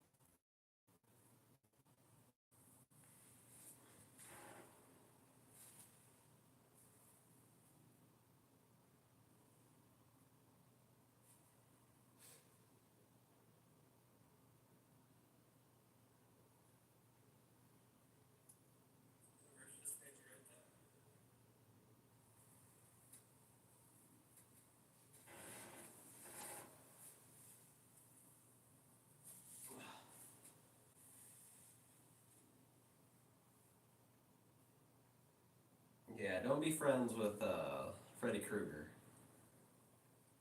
I mean, how could he be friends with something like Theo? I mean, Candace looks like fucking a mole rat, Deadpool, Freddy Krueger.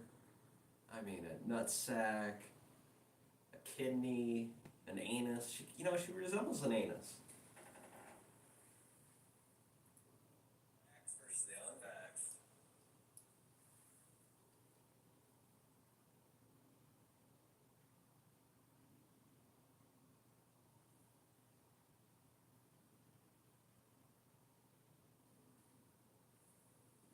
Lucas is here with the facts.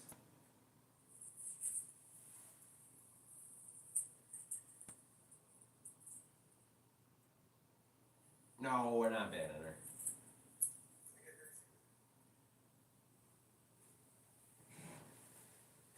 We gotta hear all opinions, you know? We gotta hear them all.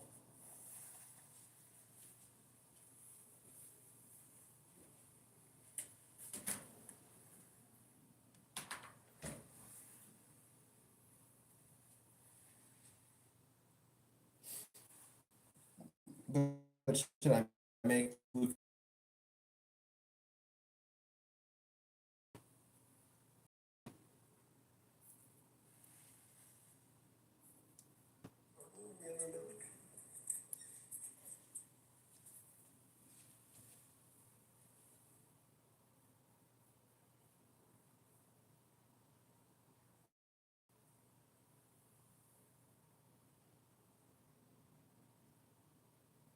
Oh shit, I couldn't see. See, Candace, fucking YouTube keeps on filtering you out. I had to refresh to see fucking Candace again. She's having a spasm. Damn.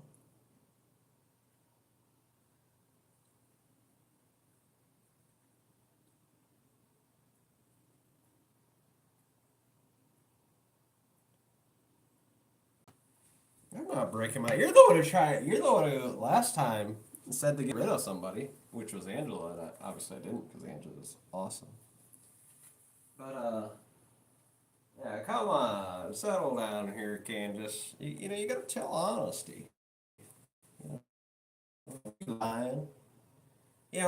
Something's worse than ad hominems. It's you lying. You got a problem.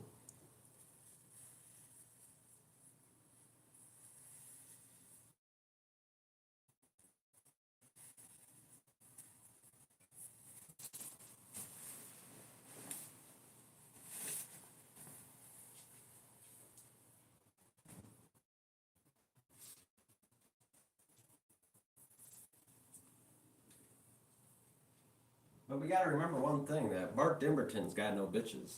I mean, it's just a fact. He's got no bitches. Theo's got no bitches. Led's got no bitches. Led was here yesterday. He's the OG of having no bitches. And actually, he was so rude. He tried to come in here and he tried to insult me for telling. No, Bart Dimberton's a John. No, it's the other way around. He's not getting money from you. You're getting the money first. You're a scammer. You're a prostitute at this point. I blew you up. You started calling me a P word for like hours or something.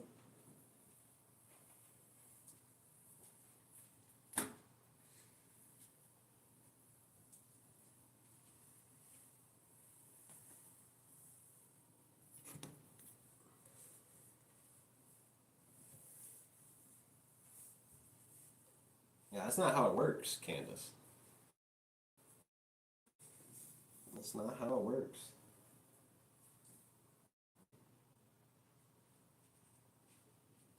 Yeah, I don't know, because I live in a fucking hillbilly area.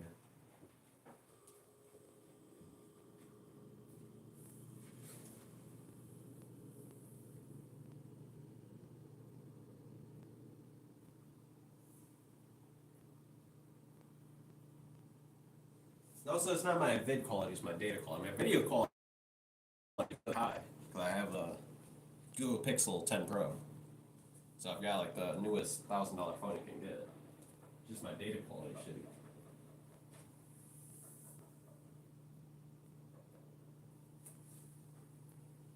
Well, you got it.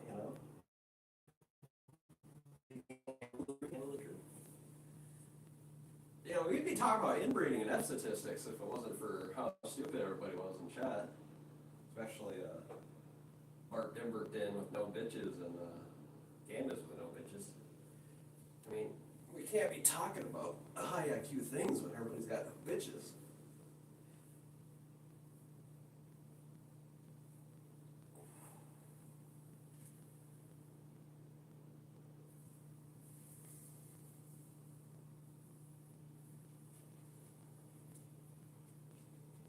Well,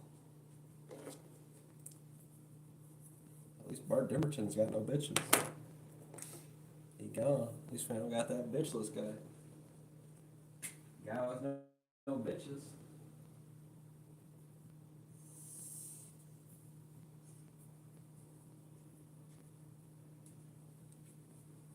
So that's all Bart Dimberton is. He's just a guy with no bitches.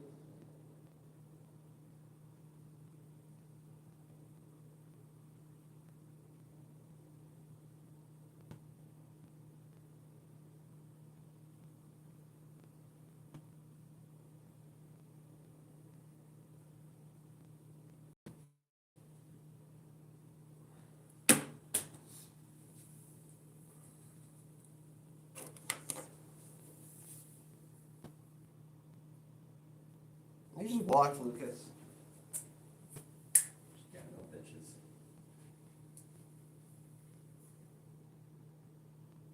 Everyone move on.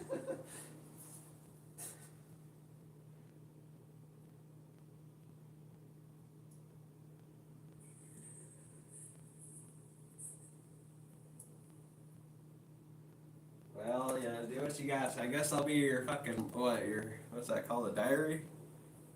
That's just where you just draw all your rage at, I guess.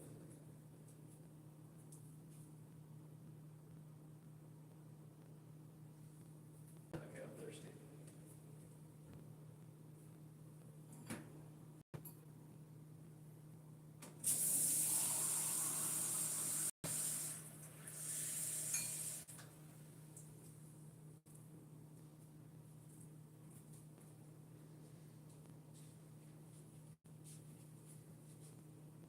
This is to Barton, Candace having no bitches. A toast for the bitchless.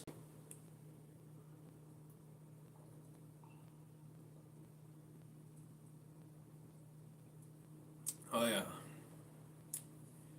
Oh yeah. Toast, no bitches. Nice glass of water.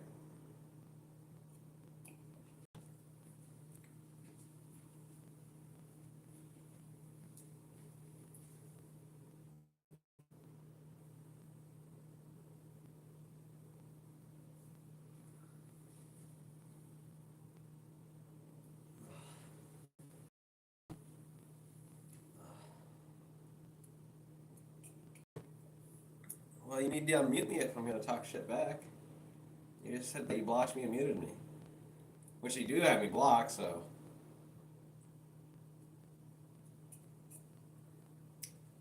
You're just riding your rage.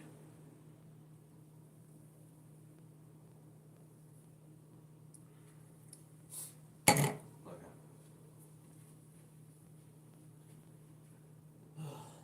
I better just drip it slowly but surely.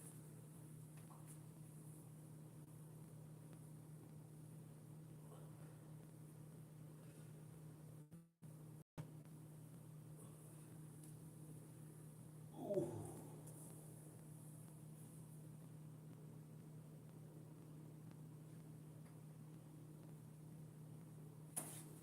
Crazy.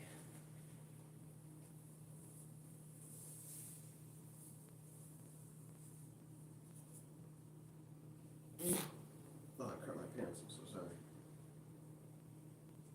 I'm a bad man with a massive plan.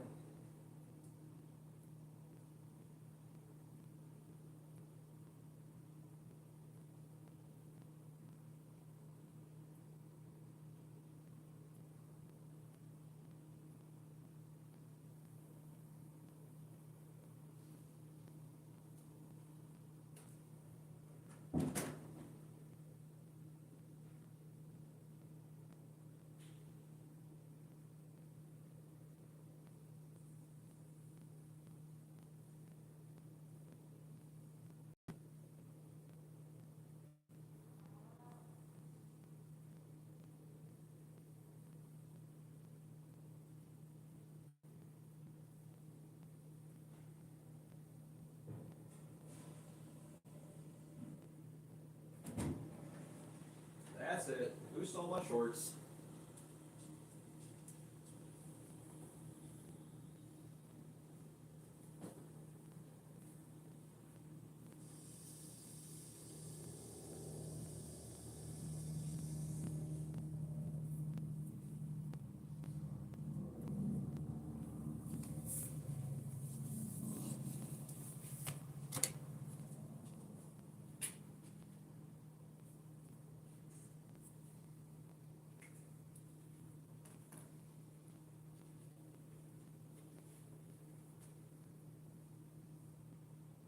The gnomes.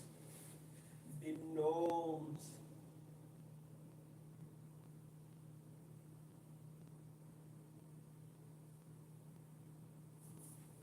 Nobody blocked Lev. Lev was here like 2 days ago now.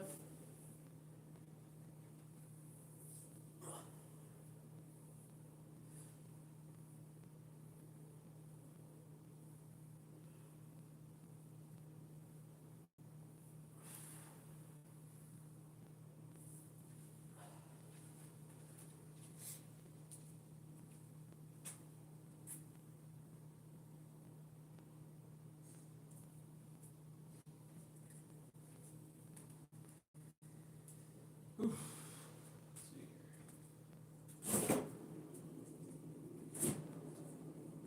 got a gyro.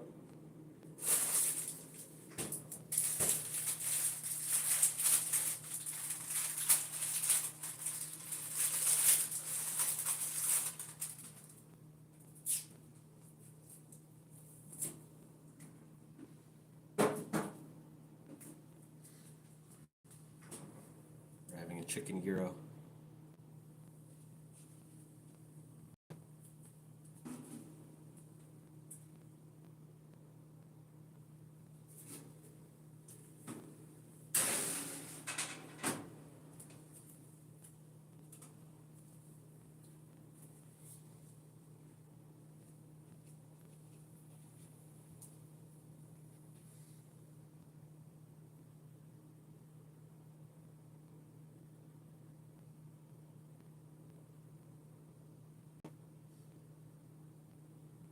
Knock out, Lucas.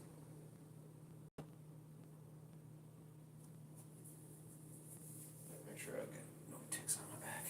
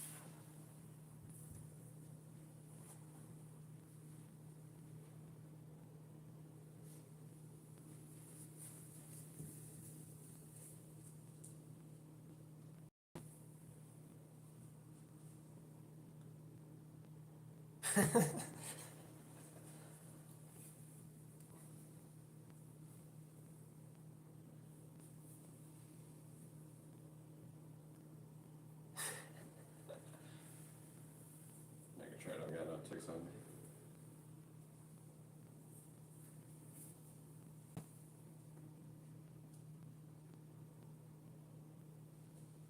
That's it. Exercise shirtless. Let's see. What do we look like?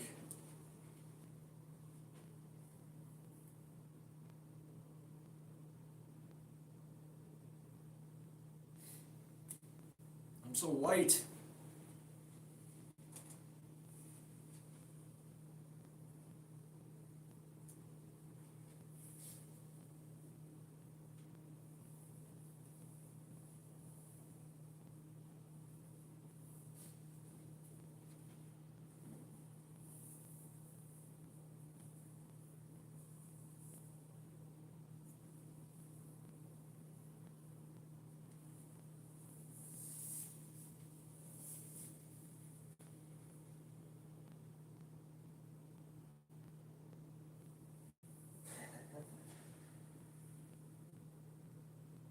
All three mags loaded.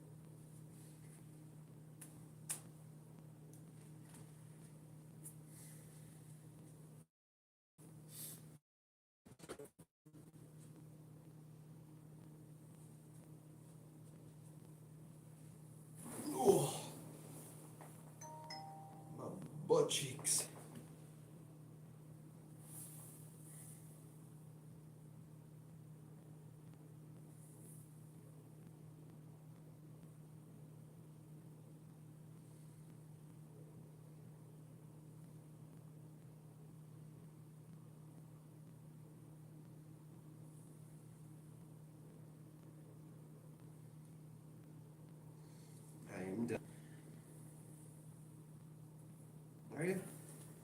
I still gotta keep on going.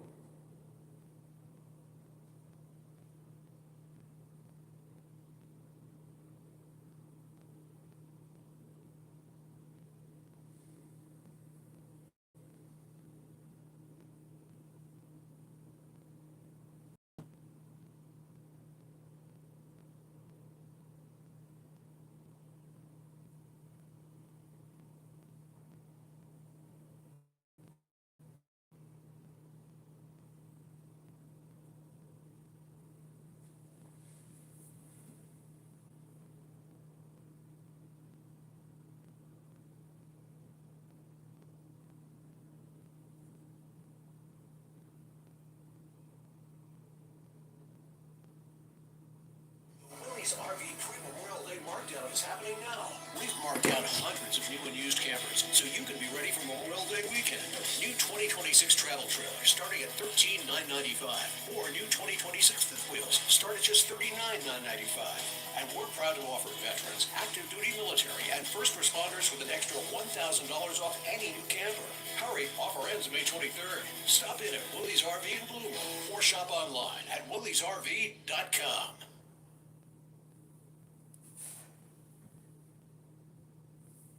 Okay, T to E. No, that's not it. Come on, there's got to be 20 words in here somewhere. Cat, heat, reach. No, that's only 3. Think.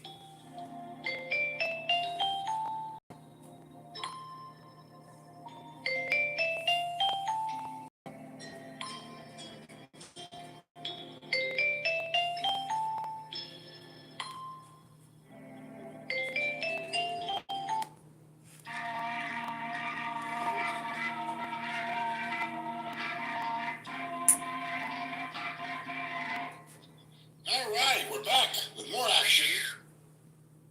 Jim, let's talk about some retro wrestling figures that piled up here on my desk.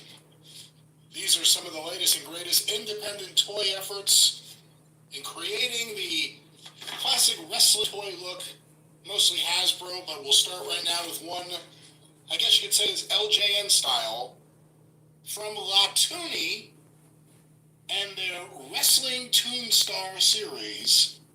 It is Andre the Giant in the look of 1980s Hogan Rockin' Wrestling, the cartoon. That version of Andre the Giant in LJN form from Latuni. This is pretty cool. I have to say, it looks great.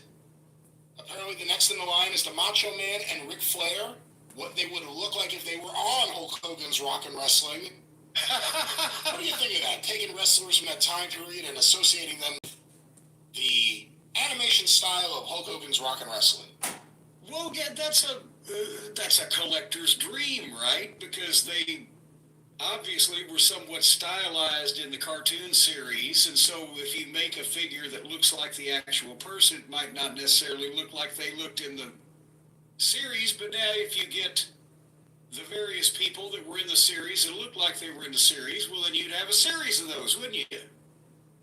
It's a heck of an idea. I gotta give Latuni credit. These are really cool. They look great. Check them out today. I think he also has BringHomeAllTheAction.com is one of his websites. Andre the Giant. Jim, let's talk For Andre, it should have been BringHomeAllTheBeer.com. Jim, let's talk tag teams. Let's talk tag teams. Let's talk those tag teams. I have a set here. One of the most underrated tag teams of the 1980s. I don't believe you guys ever worked with them. But they were tag team champions in the WWE and had great matches everywhere, won over fans everywhere. Of course, I'm talking about the Jumping Bombs. For the first time ever in Hasbro figure form from Title Run Toys. The Jumping Bomb Angels. Oh, I dropped this one. She didn't jump, she fell. She fell, not jumped. I can't believe that we were never booked against them. There's another of the great 1980s tag teams that we never got a chance to get in the ring with. Norio Tateno and Itsuki Yamazaki. And of course, we joked they didn't get in the ring with the Midnight Express. Probably their most remembered matches here in the States, definitely. With the Glamour Girls, Judy Martin and Leilani Kai. managed by Jimmy Hart at times. Yes. And those are great matches. I know you're not a big fan of the modern women's stuff, but those are great matches. Well, yes, and there was restraint being shown on everybody's part back then, even though the Japanese in-ring style was physical then, just like it's always been physical, but it wasn't ridiculous. And when you had Judy and Lonnie, who were probably the two best American girls of working in the ring and most experienced, they had great matches. And Aren't you tired of the same boring ass traders talking blah blah blah? It's totally a thing. What? Okay. What? You deserve something better than that. Welcome to the Max Options Trading Network. Real trading, real.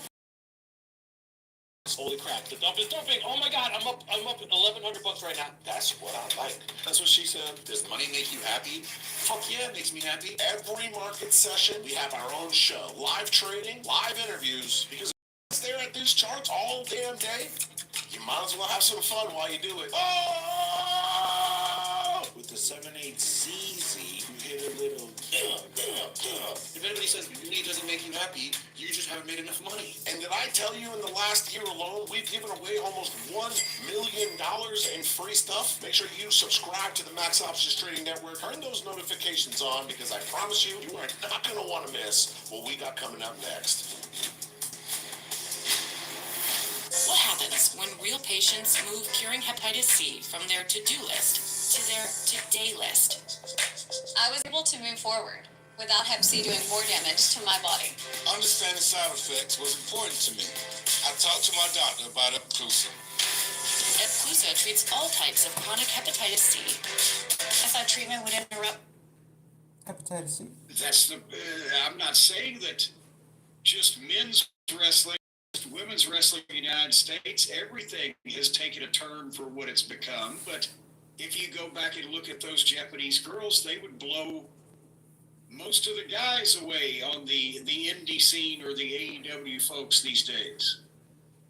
Well, hopefully one of these days we can get a series of figures of Leilani and Judy, but here they are, the Jumping Bomb Angels and Title Run toys. Upcoming toys include Mike McGurk, the ring announcer, and of course the long-awaited Sergeant Buddy Lee Parker. That's coming from Title Run Toys. Oh boy, that's going to be like the Cabbage Patch Kid of wrestling figures. How do you feel about the idea of Sergeant Buddy Lee Parker getting a figure, but as just a one-off, not as part of the State Patrol?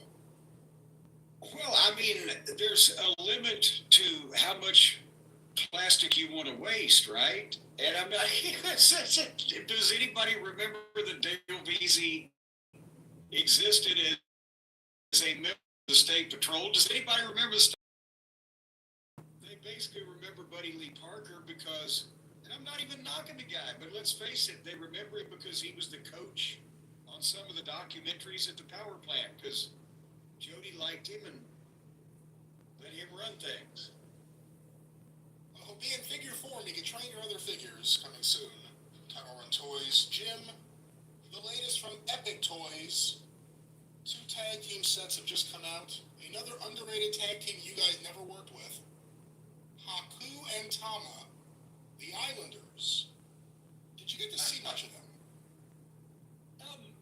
Somewhat, not a ton. Again,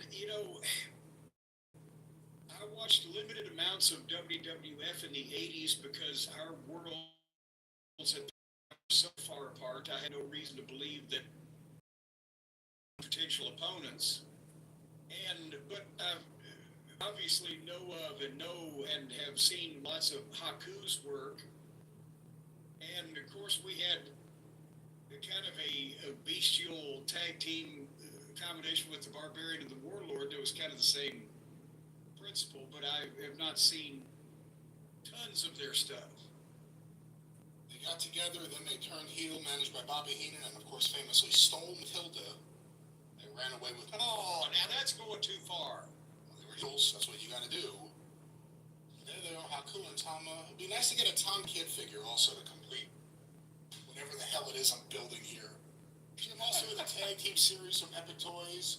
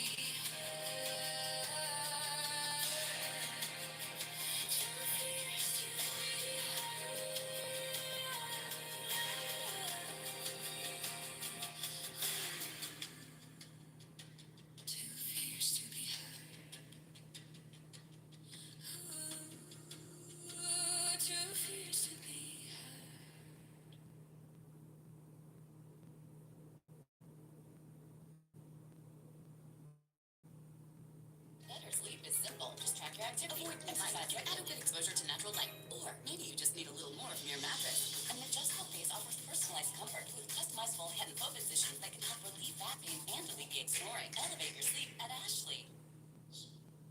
In the style and look, once again, these are the Hasbro style, but the look of WrestleMania 3, the packaging and the actual wardrobe on the figures, the Killer Bees, Jumpin' Jim Brunzell and B. Brian, the Killer Bee jackets that they wore, and also headbands that can come off their head, and there they go, and go back on their head. The Killer Bees, another tag. The headbands come off the head when they do the drop kicks. That's very good. Well, Jim Brunzell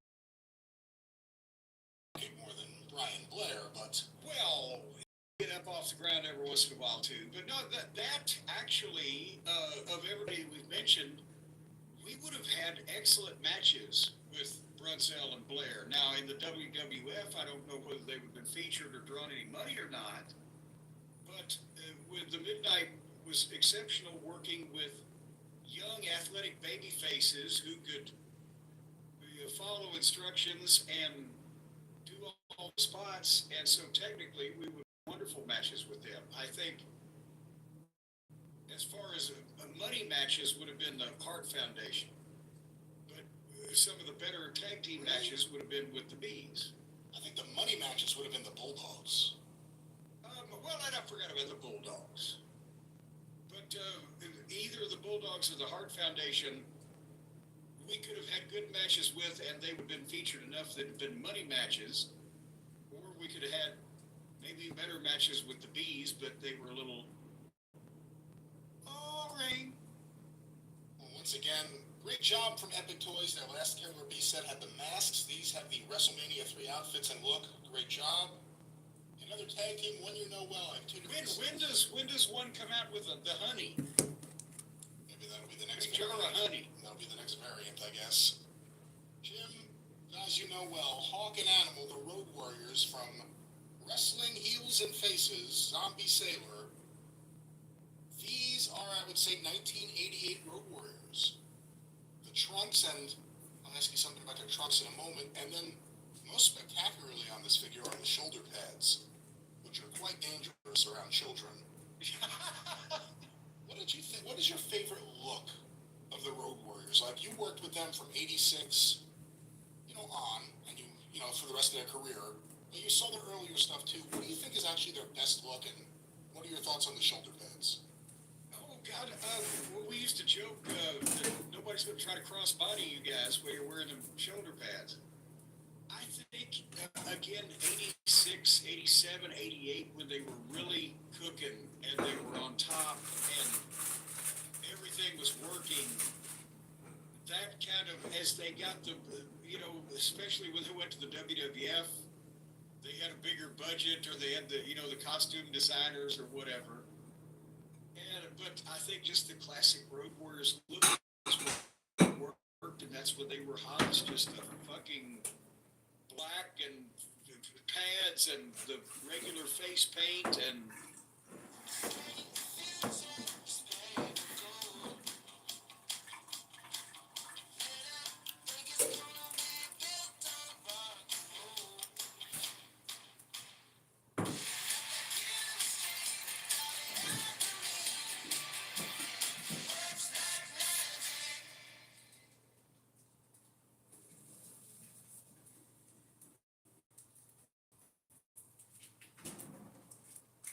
To be number one.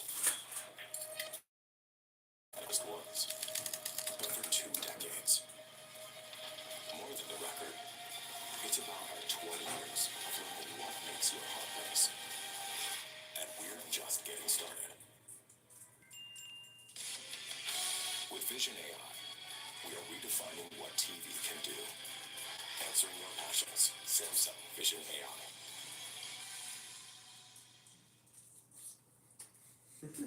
Precious Paul with the fucking newspaper, and here we go.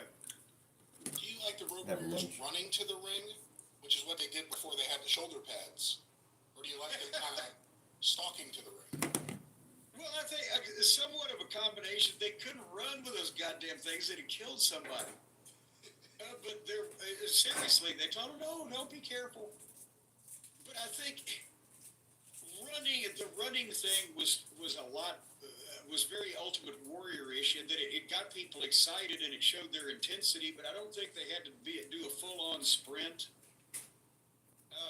However, some of the buildings were so fucking tight, like you mentioned, that they had to kind of ease their way in. I think something in the middle was probably the best. Coming out with purpose and hitting the ring so the heels could bail, but they didn't have to goddamn, because they couldn't slide under the ropes with pads either. Well, like I said, these figures look incredible, and different shoulder pads, because obviously Hawk and Animal had different gear, so these look great. One thing Zombie Sailor did that's interesting, he painted where the figure connects the legs and the torso. He painted the lower torso a little bit the color of the trunks, I guess to simulate the way the Road Warriors kind of wore their trunks pretty high up. It works. I mean, it looks all right. But what do you think? Actually, that's pubic hair. Okay, I don't think it's that.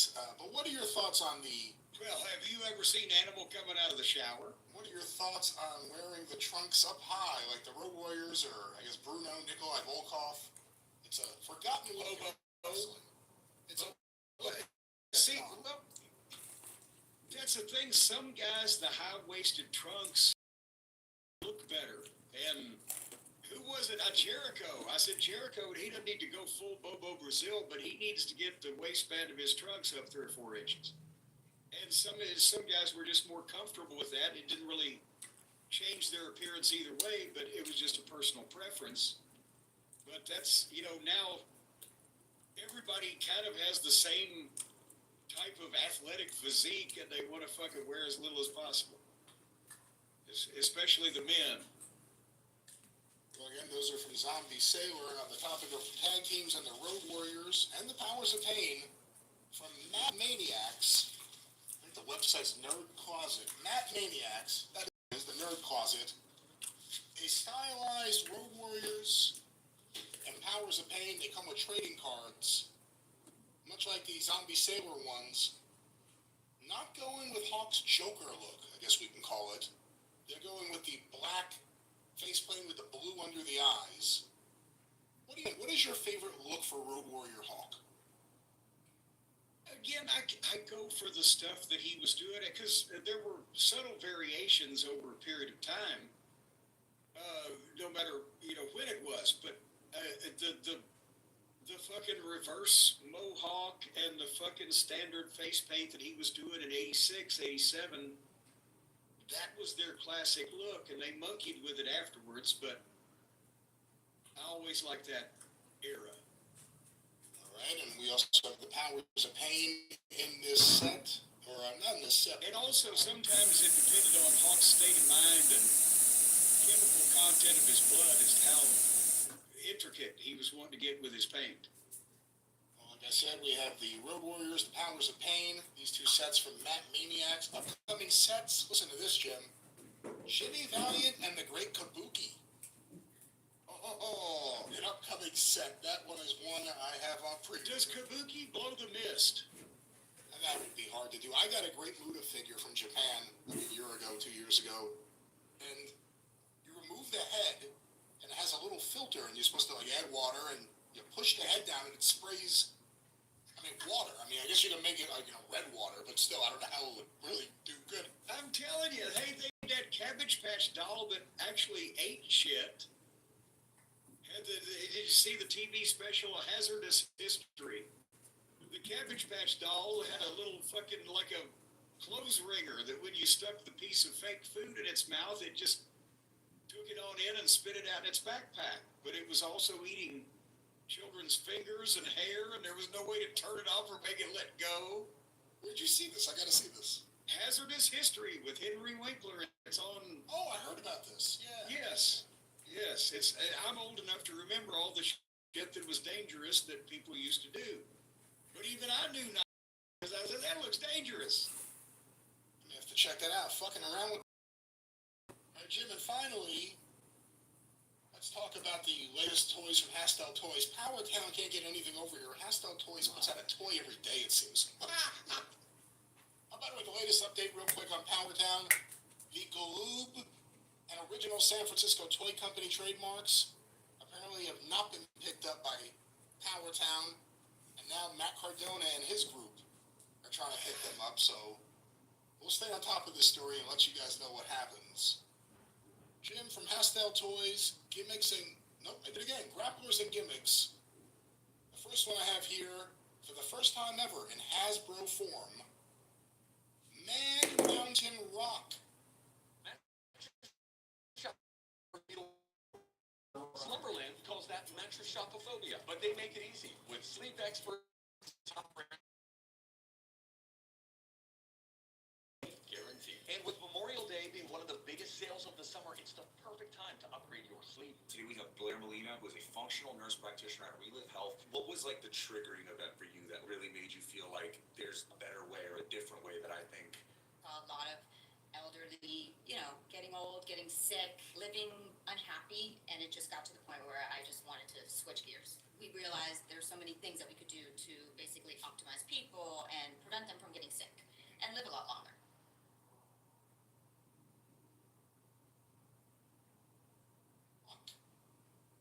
Man Mountain Rock, one of the stars of the mid-90s WWF. What are your memories of Daryl Peterson or Max Payne? What was his name? Max Payne? I was going to ask because I couldn't remember Peterson, but he was Max Payne in the USWA, and that was at the time where Vince had hired Lawler and he brought Jerry Jarrett up, and remember they gave Spellbinder a brief tryout up there, but some of the big guys that were in Memphis at the time, or had been in Memphis, they brought up, and Max Payne, I guess, was an early version of Man Mountain Rock, was an early version of Elias or whatever, Van Hammer. I guess he was later than Van Hammer. He could really play the guitar, and he was a big guy, and Vince put those two things together. And he was a nice guy, but it didn't exactly go far, and it wasn't particularly that memorable. I first saw him in WCW in '93, and like one of the worst looks I've ever seen on a wrestler. Like just the outfit and the hair, it didn't look right. It looked cheap to me. I know he was supposed to be like a heavy metal guy, but then he kind of found his place. He looked more like heavy aluminum at the time. But then he found his place with Cactus Jack. And they kind of worked well off each other for a brief period of time. They had that great brawl with the Nasty Boys. He was gone. And he came in as Man Mountain Rock. This is a guy who trained in New Japan, but we never really got to see anything great in America. He came in, he would play his WWF-shaped guitar. And I don't remember a single feud or any matches of his. Like, I remember squash matches. But I don't remember him ever doing anything. Wasn't there some story that he got in trouble because he shot a bunch of video of, like, the guys on the road? And then when he left, he released it and they flipped out? Oh, good Lord, that may have been him. He had, like, Louis Spicoli in the hallway, like, stoned, looking for his room or whatever it was. Yeah. Man Mountain Rock. Yeah. Well, hey, good luck to you, Rock. Jim, also in Hasbro form from Hastel Toys. This is a pretty cool one. It's Tony Norris, otherwise known to fans as Ahmed Johnson, and this comes with red spikes from when he teamed with the Road Warriors at WrestleMania, but also they mirror the spikes that the Legion of Doom Hasbro figures from 1991 had. Ahmed Johnson with the Road Warriors. Any thoughts on this? I remember, I don't believe the Road Warriors were all that pleased. It was like when... It was even worse then when the Rock and Roll Express were so over and Dusty booked a six-man and he wore the rock and roll bandanas tied and everything. But he always did that. He wore paint with the Road Warriors, etc. But the Road Warriors having this, and let's face it, Ahmed was not popular or particularly proficient in pro wrestling. So they had the six-man, it was booked, and he was wearing the shit. I recall they weren't particularly that pleased, but yeah, he did that. That's one of the things that he did. And now you can add it to your collection for those of you looking to mimic the WrestleMania stylings of Ahmed Johnson, or Tony Norris. Jim, here's an interesting. Does it come with his phone number on the packaging where people can call him in his room in the middle of the Oh my night? God. Should we tell that story? It's been a long time. We talk about Dennis Carluzzo every now and then, who was a great friend of mine, a great friend of yours, a longtime promoter, and he's a character. He's a lot of the things that people say about him. He's also not a lot of things that people say about him. He's one of the more fascinating people, and I said one time he was like Tony. literally right after The Sopranos came out, The Sopranos just came out in '99, and I was at Dennis's apartment at the time, and on his refrigerator was a picture of him and James Gandolfini poolside, just hanging out, like in lounge chairs. It's like, where? He wasn't even that famous yet, Gandolfini. He was crazy. But anyway, nothing happened.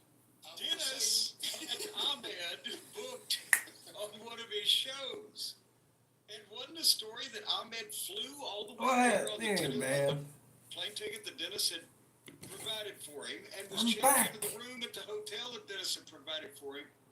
But when they sent the ride to pick Ahmed up and take him over to the National Guard Armory, high school, whatever, it was one of the Gopher guys in his car, right? I think it was Fred Rubenstein.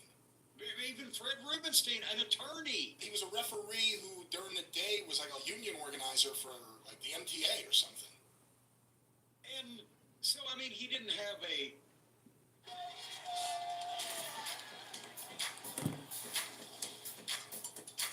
Oh, restaurant's that way. My fluter flautists. I love those for you. And you.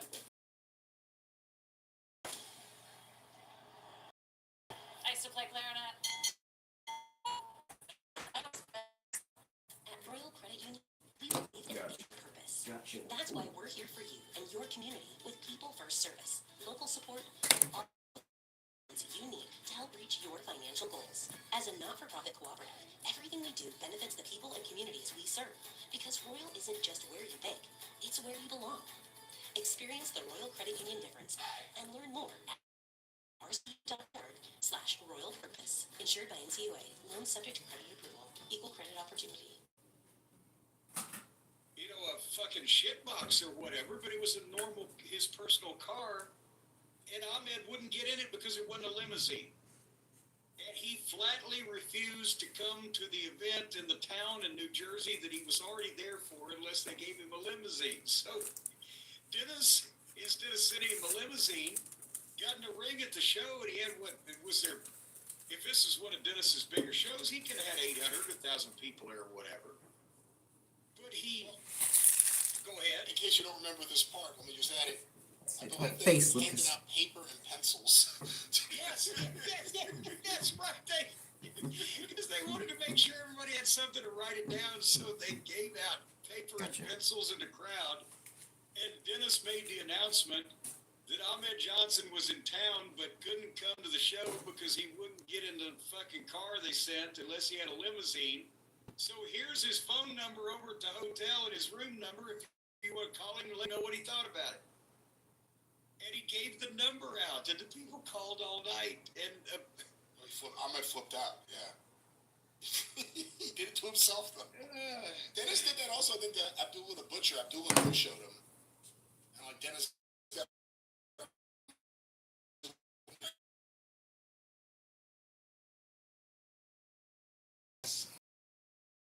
Oh, anyway, Jim. Yes. Someone who worked for Dennis and worked for you from Hastel Toys and Hasbro form, Balls Mahoney, but more interesting to me here, Santa Claus. In a black and red Santa Claus outfit, removable Santa hat with a sack. What are your thoughts on Santa Claus? Do you remember how Santa Claus came up? yeah. Well, I had Balls Mahoney and Smoky Mountain Wrestling as Boo Bradley.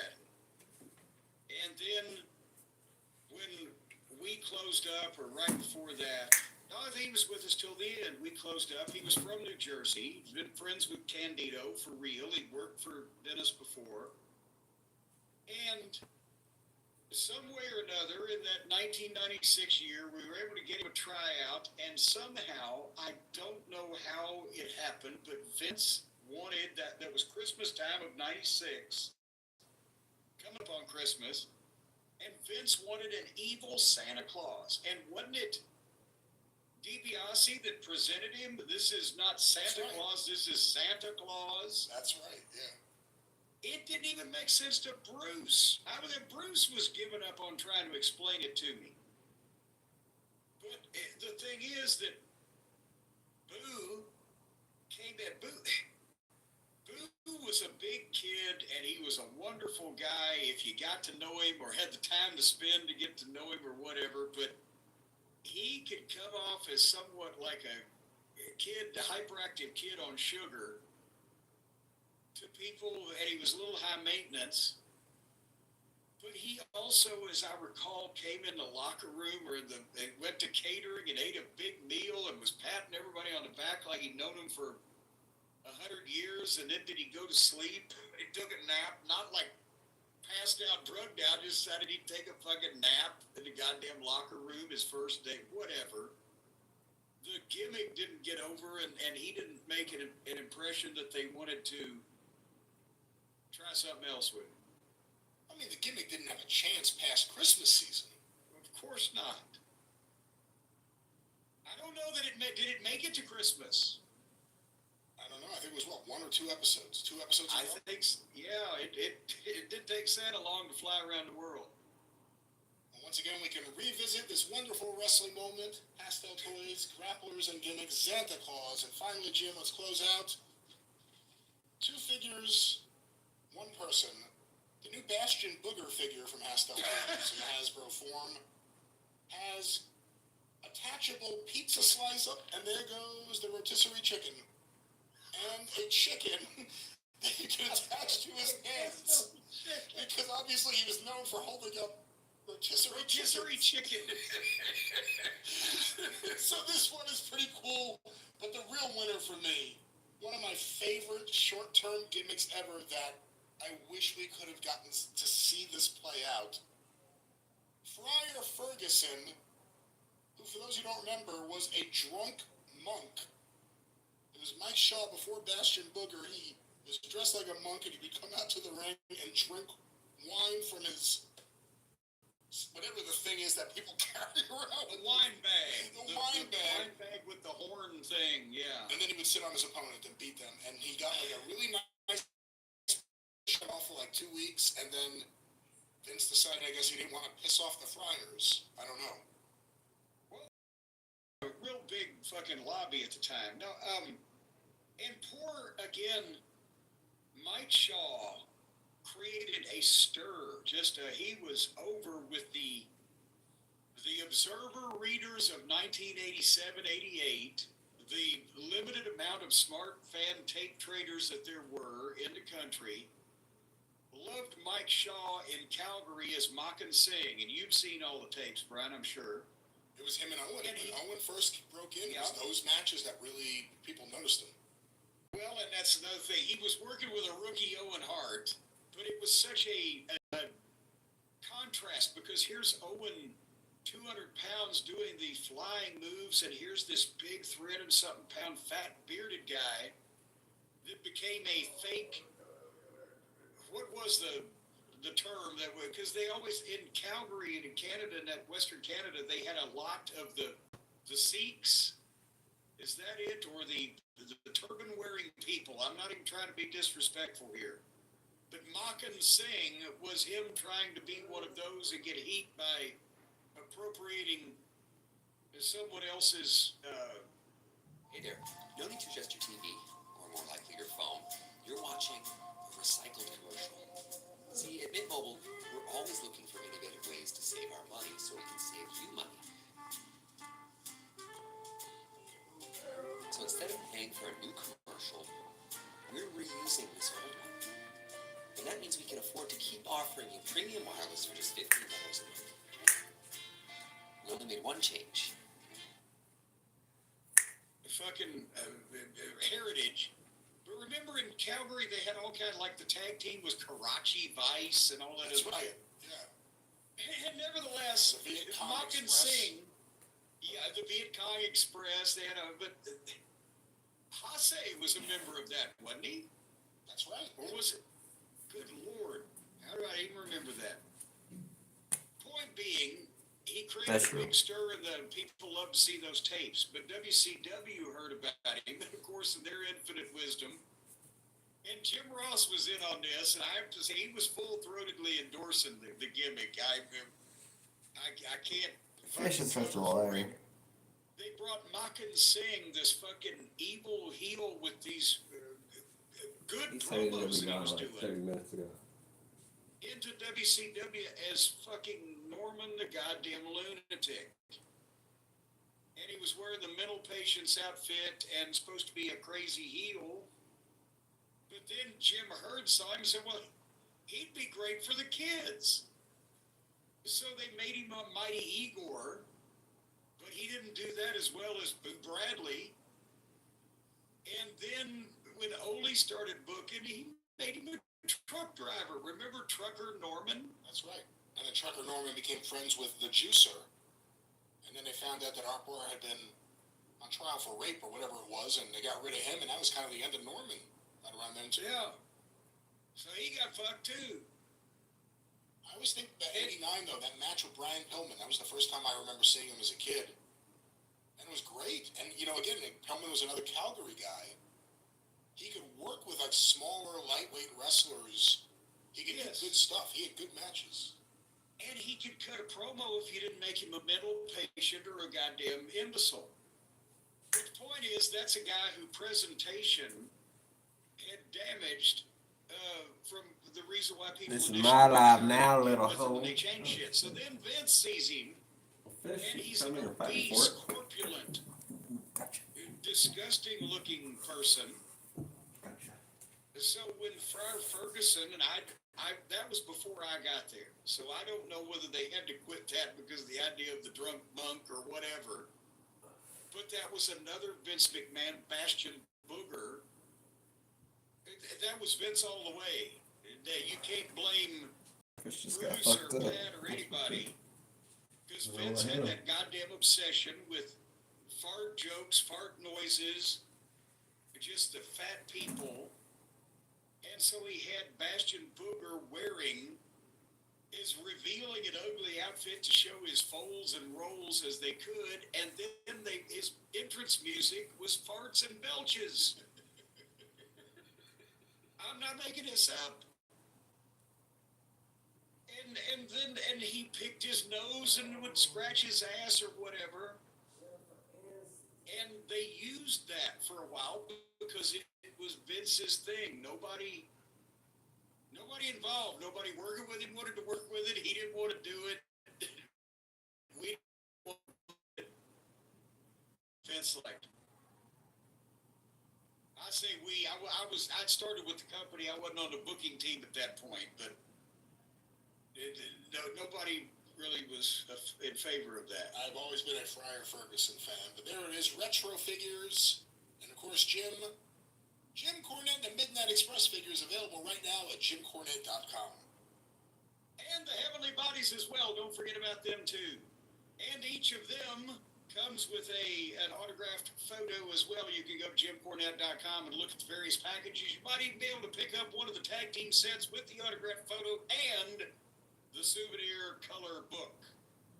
You got that going for you at jimcornette.com. Once again, jimcornette.com, but you know, a lot of the different wrestling toy companies and a lot of other companies out there, like even us, when they need someone to power their online store, when they need someone to manage their sales, they turn to the good trusted people at Shopify.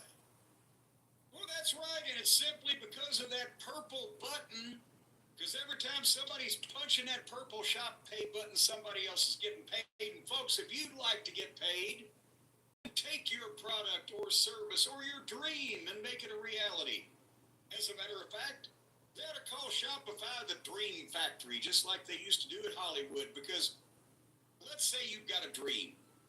Let's say, for example, that you cook the best pot roast in the history of the world and you want to market your pot roast, well, first of all, you've got to have a store to sell your pot roast. They can build you one at Shopify, the online store that will have people smelling that pot roast cooking down the street. Because Shopify, that's right, that kid will take your pot roast and drive it around to all the open windows so everybody can smell it. And then the marketing team to tell people how good your pot roast is and that nobody has gotten botulism or salmonella or any of those other type of toxins.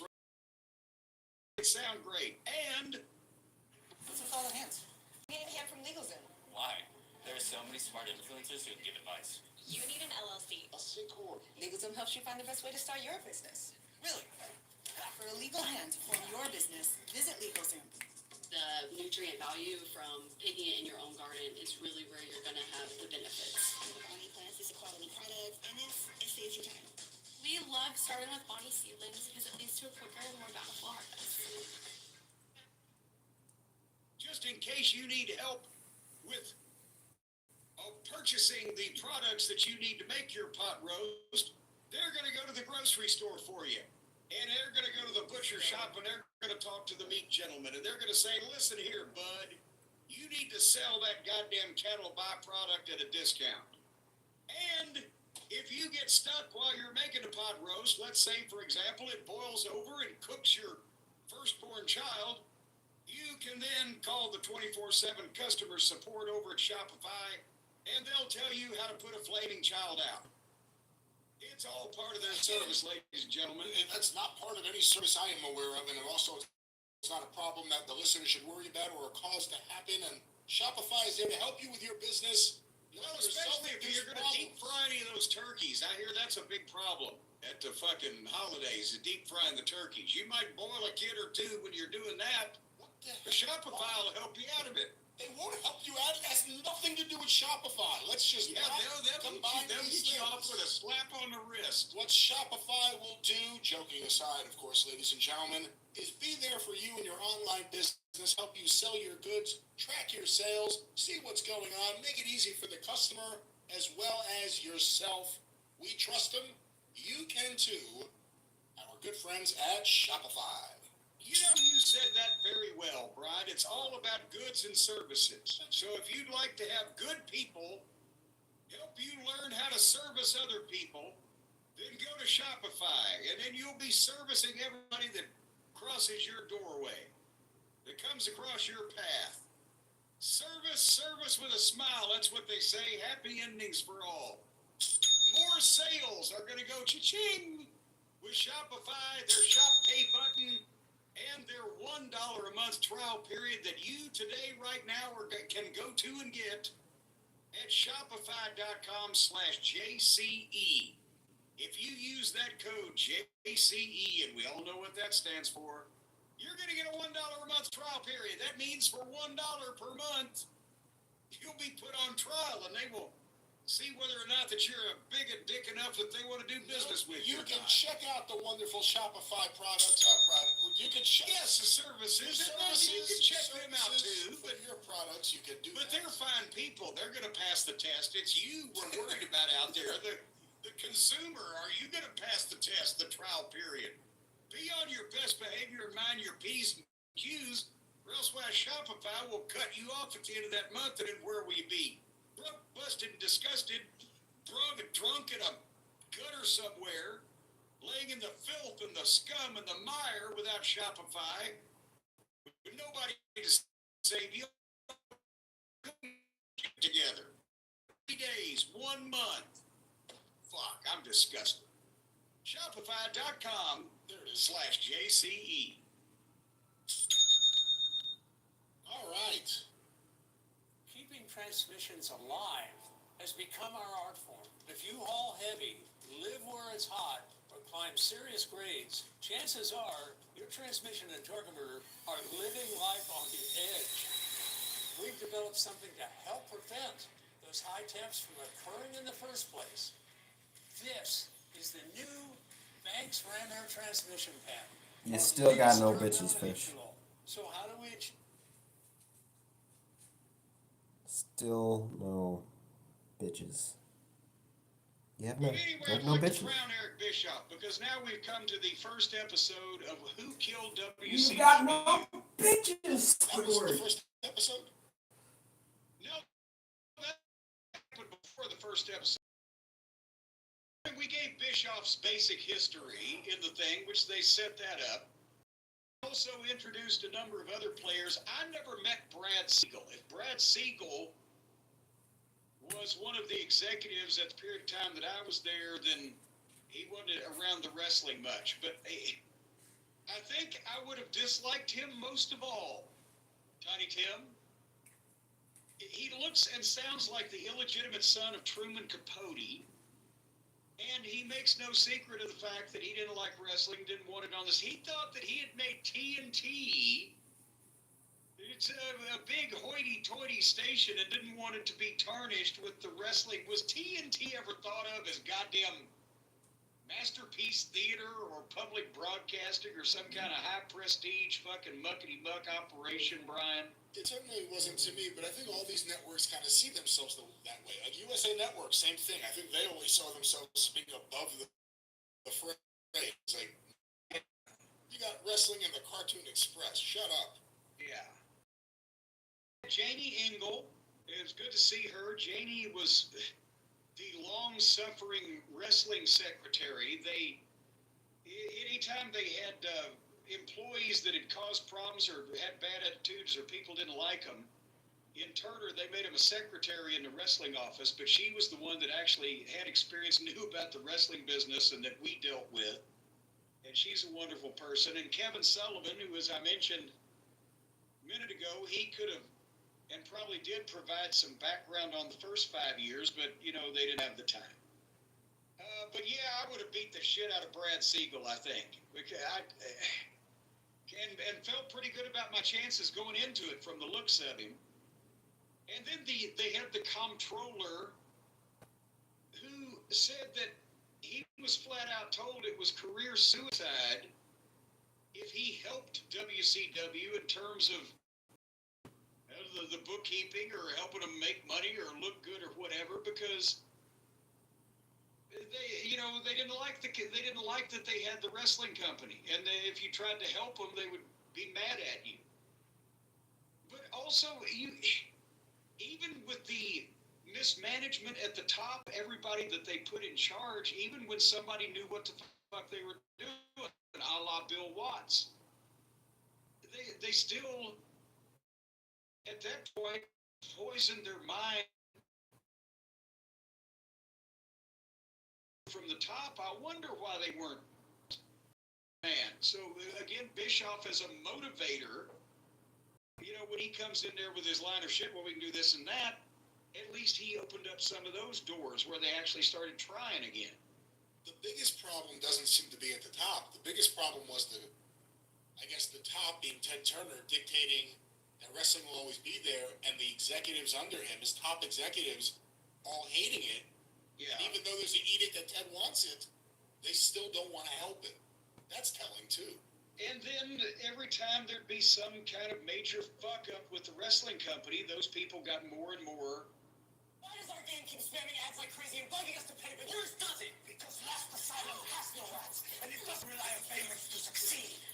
So many rats. I'm going to juice them all. I need to upgrade my machine.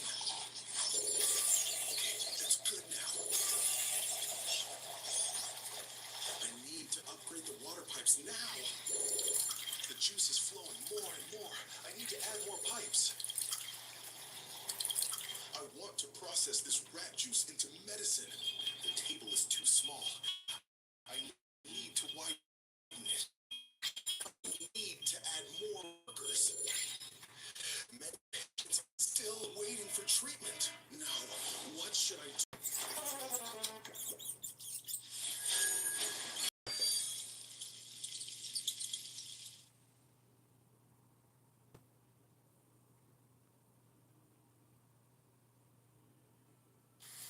Join Delicious Rewards and turn points into free Culver's favorites.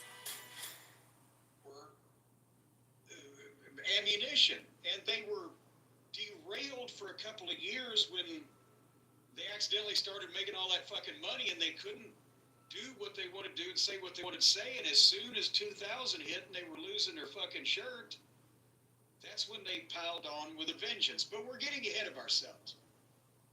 And yeah, I knew this was going to be another program where they blew the NWO, but goddamn, the NWO did not fucking discover the polio vaccine and etc. There's a lot more stories to tell, both in why WCW was over and why it went under. But Eric Bischoff was part of the NWO, so he's got to get that in there. Well, no, I actually think the NWO was pretty huge. It was pretty huge, but my God, we've heard it. It's on everything. A margarine commercial. Up pops the NWO made margarine. But no, but the way you're saying it, you're making it sound like the NWO. I mean, again, the popularity increase in '96. Yes. A lot of it can be attributed directly to the NWO angle. Yes. But God damn it, it's everywhere. They were over. And, you know, and it's another thing. How do you manage to fuck that up? They'll do it. Creative control for Hulk Hogan. It seemed like everyone was pointing the finger at that if they weren't pointing the finger at Bischoff. Well, but remember, Hulk Hogan's creative control didn't have anything to do with it. They had 45 people in two different groups of the NWO before it was over with. Everybody from soup to nuts was NWO something, and the ridiculous booking and etc. They mentioned the Disney tapings as a great idea of Bischoff's. They were universally hated by the fans. They were impossible to take blocks of program like that and have your stories make any sense with the TBS program being taped every week. And it was a goddamn disaster. It looked like a game show. Am I misremembering this? Well, it kind of misrepresented it, too. Unless you want to make the argument that the relationship with Disney indirectly led Eric Bischoff to being near Hulk Hogan's taping of Thunder in Paradise. That relationship building between Disney and WCW, I don't know. Other than that, it was a syndicated show taping that they did months at a time. Yeah. Revealing all the finishes and title changes at a time where that still kind of mattered. Yeah, or sometimes the ones that they had planned to do that didn't actually happen, which was even worse. Yeah, like Dennis sued because he was a member of the NWA or whatever it was, and they had the big issue with the NWA title. I think it was one of the times, but those were syndicated tapings in front of almost like fake fans. I mean, they were real people, but they were told who to boo and who to cheer. They had signs, cheer and boo. It was like a part of the tour at Disney. So again, for exposure and for any positives that came out of it, it's one thing, but those were unwatchable television shows. And they aired in New York like 2 a.m. Again, it was syndicated. It wasn't like they replaced a TBS show. He made it sound like they replaced a TBS show with these tapings. They never aired any of these on TBS. Yeah. But anyway, basically then, the story's been told many times when Bischoff gets the meeting with Turner and the executives at the time, and he blurts out, well, we got to be competitive, we got to be head-to-head. Well, then, and he's telling the story because that's part of his charm, his self-deprecating humor, that he's like, I got to figure out how to make this work. I don't know, I blurted this out. It is true, but, you know, at that point, they start the Nitro, Monday Nitro and Monday Night Raw, head-to-head battle, etc. And Brad Siegel, as I mentioned, the second coming of Truman Capote, lightened up on wrestling a little because he wanted to be. They were competitive with USA, and they wanted to I'm do the only anything to beat moderator. USA. But then he's the same guy that said later on when Bischoff was trying to do that, he said, well, Eric had a maniacal desire to be number one and beat the WWF. Well, you just said the same thing about USA, right? And they got into the beginning of the long malingering end, the Sting and Hogan angle, the Bischoff said, I heard that Vince planned out a year in advance. Well, why can't we do that? And Vince used to plan WrestleMania main events a year in advance, but he never kept half of that match in the fucking rafters of the arena for a year without letting them do anything. But they milked that for a year, and that was good. The biggest, I guess that was the biggest pay-per-view WCW ever did, right? Was Starrcade 97, Sting and Hogan. I believe so. Personality used to be snacks. Not like extra hunger, just total snack vibes. Watching TV, snack. Walking past the kitchen, another snack. Emotionally confused, believe it or not, another snack. Then I started GLP-1 through Rello. And now I'm excited to plan normal meals that fill me and fuel me. Using this as a wellness companion to eat more like a normal person, which honestly just feels amazing.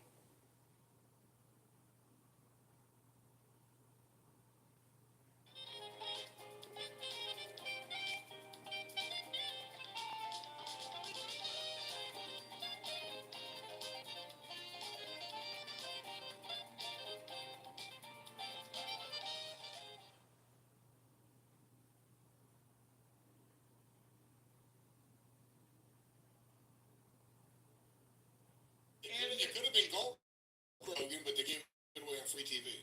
Well, yeah. But it might not, could have been after this fucking shit happened, because that's the point of this story.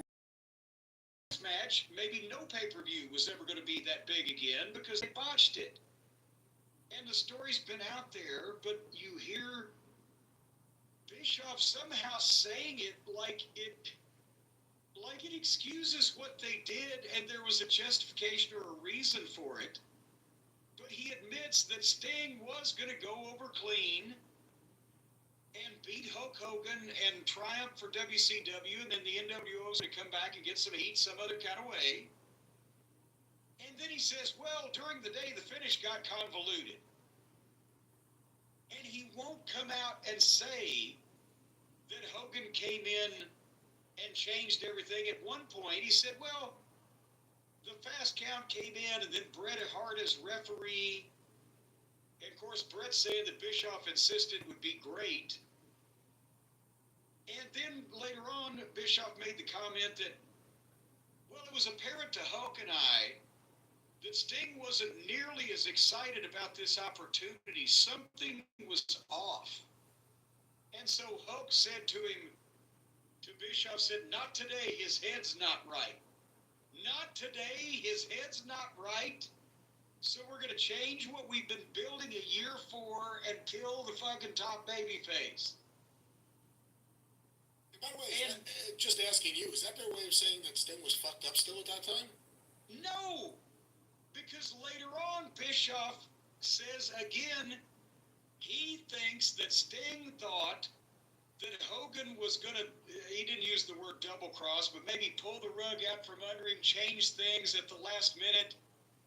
And so he came in with that attitude and manifested it. No, he knew what was going to happen. He predicted it. It fucking happened. When they called him in the room with Hogan, he said, well, here's where he changes the finish. And guess what he did? He changed the fucking finish. What do you expect Sting to be? Sunshine, lollipops, rainbows, and waterfalls? Oh, thank you, Hulk. He probably had a sour attitude because he went, well, I knew this was coming. Sting's not a guy that argues. He's not confrontational.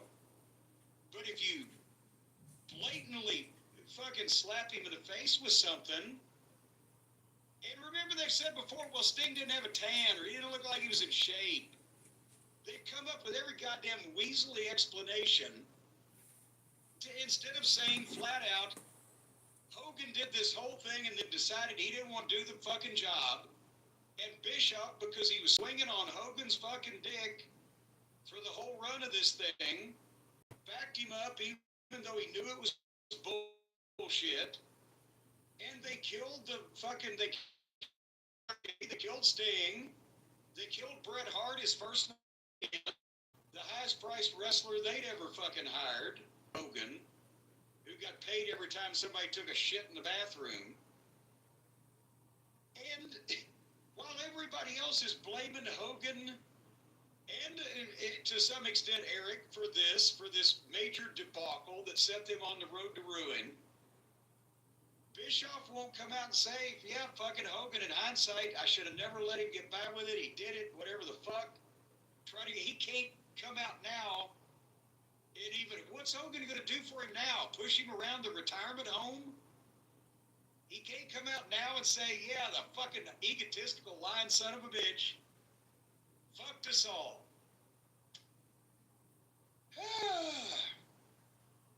But yeah, so Starrcade 97, that fun. And they never, obviously 98 and part of 99 was still huge, but that was their peak on pay-per-view because people lost faith. And then when, 2-3 months later, they've got Mike Tyson and Austin in the WWE. That's when Kevin Sullivan had told Kevin Nash, you feel the water, brother? It's getting cold. They're fixing to hit the iceberg. Because Kevin could see these things always from months out, but he was a wrestling guy and everybody else was smarter. Plus he managed Oz, so they had that history together. Well, true. Wasn't Kevin like one of the characters on the stage? Yes, he was, and he wasn't the monkey. I think he was a real monkey. But he was I think he was a wizened old crone with a walking stick or something. It's premium wireless. It's $15 a month. But I'd like to offer one other perk.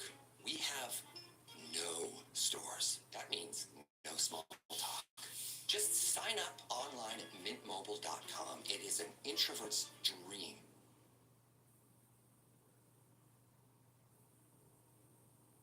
Royal Credit Union is here for you and your community with people-first service, local support, and all the accounts and loans you need to help reach your financial goals. Learn more at rcu.org/royalpurse. Insured by NCUA. Loan subject to credit approval. Equal credit opportunity.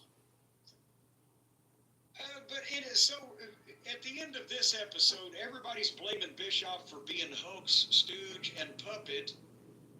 And while there obviously is many elements of truth in that, it is an oversimplification because there's going to be a lot more factors at play. They still have to hire some more really incompetent people, make some truly ridiculous fucking stupid decisions, and come up with some really rotten creative before they can put this thing to bed once and for all. But over three weeks, the next 3 Tuesdays, I bet they're going to do it. Blame-a-palooza 24, folks. Who killed WCW? I say everybody. So you didn't say anything about Dwayne Johnson being all over this thing for no good reason. And if you watch, I forgot. And if you watch the free video on YouTube, every commercial break is brought to you by Dwayne Johnson and Danny Garcia. Like that name fucking matters. Well, I was about to say, I understand why they say, so-and-so is brought to you by Frank Sinatra or some name that people recognize, but I don't know why they would also credit a fucking mid-card wrestler in AEW, Danny Garcia, for people know who he is. Well, it's a little ridiculous that his ex-wife. But and also the Rock lent his thoughts and his inside knowledge of things that happened when he was in high school in a place that his family or he, neither one were at. But he's got thoughts and he wants to share them with it. If he's writing the checks, it's like Gordon Scazzari was on his program too. Whoever's writing the checks gets to make comments. Was he writing the checks? Is Dwayne Johnson funding this project? Is that what his production actually entails? Is that what it entails? If it's Dwayne, doesn't the producer pay for the production? There are all sorts of producers. That's the point. There are all sorts of. Well, maybe it's Max Bialystock, and he's got some old women lined up. You ever think about that? Is Vice producing this as well? Are the Dark Side guys producers? Well, they are co-creators, I'll have you know. Are they producers? Well, they're probably producing too, because they often produce. So maybe everybody's paying for it. Is Hiram a producer? There's another Is Garcia. Words? Is the Piss Boy a producer? Hold on. There's another Garcia in the credits that I caught, but they go by so quick I couldn't fucking tell exactly, but it wasn't Hiram, it was another Maybe Hiram is his nickname, or maybe there's another Garcia involved. I think Gerwitz is getting the piss. Bringing the piss and taking the piss. Enjoying the piss. He's enjoying the warm feeling of the piss. The Dark Side guys told me that when they filmed Dwayne Johnson off camera, Gorge.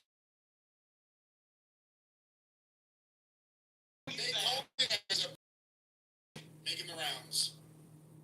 Gorge just drinking lots of piss and just bathing in it almost. Oh, piss. Rubbing it into his skin.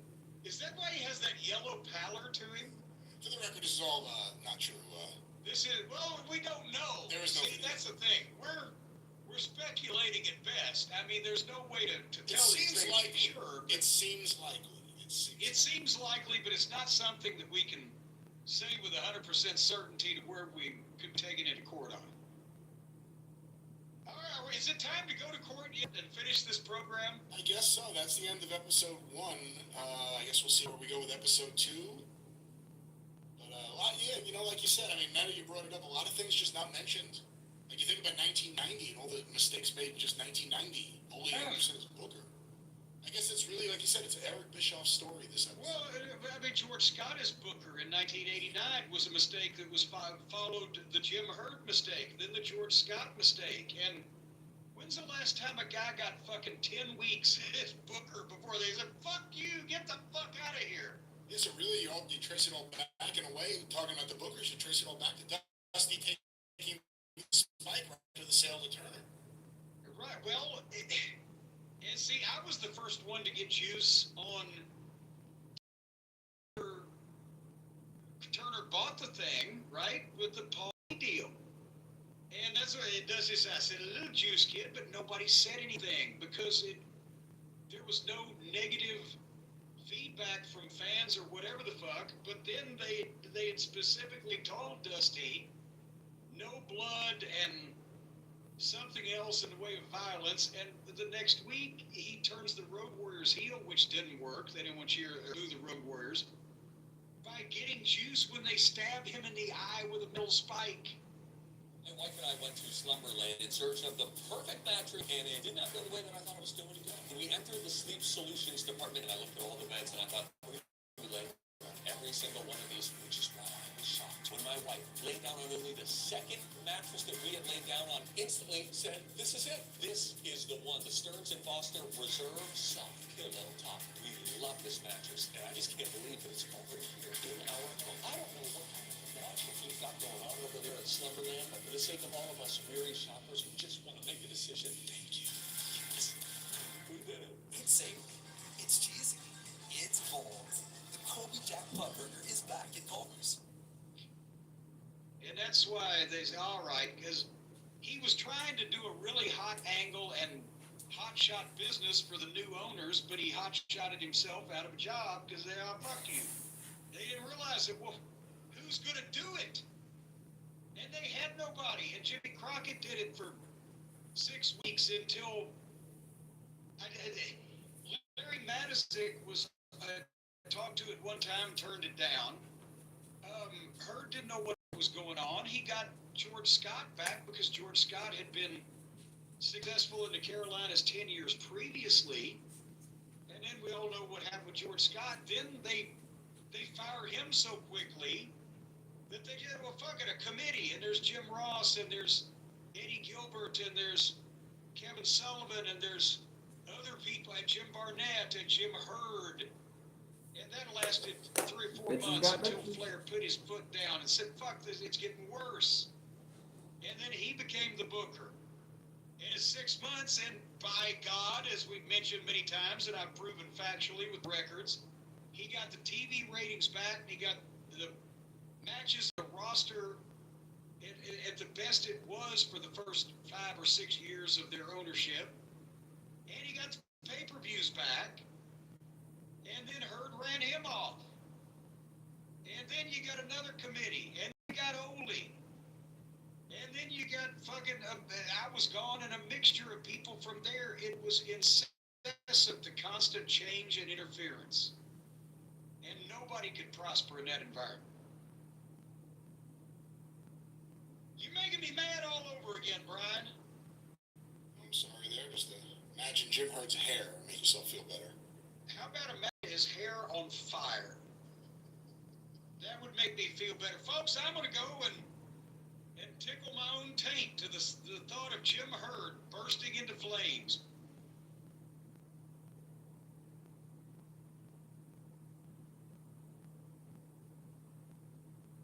Well, Jim, you know, in the 90s, I don't know if Helix Sleep was around back then. I don't think it was, but a lot of people, if you didn't have a good night's sleep and you woke up in the middle of the night, Nitro was on again. Something a lot of people don't talk about. WCW Nitro aired again the same night right after it aired. That's right. And that's unwieldy grammar, but now you have reminded me of that. They just started over and repeated the whole thing again. They had like 4 hours. But it was a big advantage because it just reiterated everything from before. It wasn't like 4 fresh hours. It was 2 hours and 2-hour replay. And that was probably a big benefit to them, but so you could watch both. That's right. You can watch both. A lot of us did that. A lot of us who were taping both used that as a nice tool, but we're talking about the death of WCW, or who killed WCW. Which is, and there's a lot of tools involved in that. And of course, episode 2 this past week on Vice. This is your show, but I'm just taking over here. Who killed WCW episode 2? Well, that's a daggum question we've been asking. And I'll tell you one thing that we haven't got to the aha moment yet. It's only 2nd episode down, 3rd one coming up, 4th one is the finale. So we haven't got to the aha moment, but we have settled one debate. We know who has the best agent or PR guy that set up their deal. This is the Eric Bischoff show.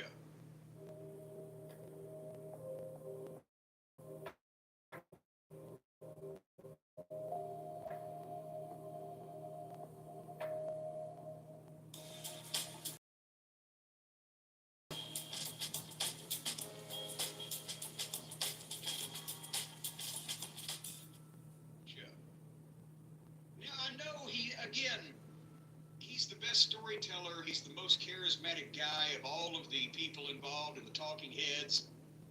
And he also helped recruit many of the Talking Heads who might be somewhat like-minded. And the narrative seems to be letting Eric plead his case most sympathetically. There is counterpoints to be had, but Bret Hart. Counterpoints. It's hard not to have counterpoints, but they're kind of glossing over and letting him get away because he's so smooth with it. A lot of shit that Eric says, he just blurts. It's not the case. It's not true. Poop Deck Pappy. And maybe it's misremembering.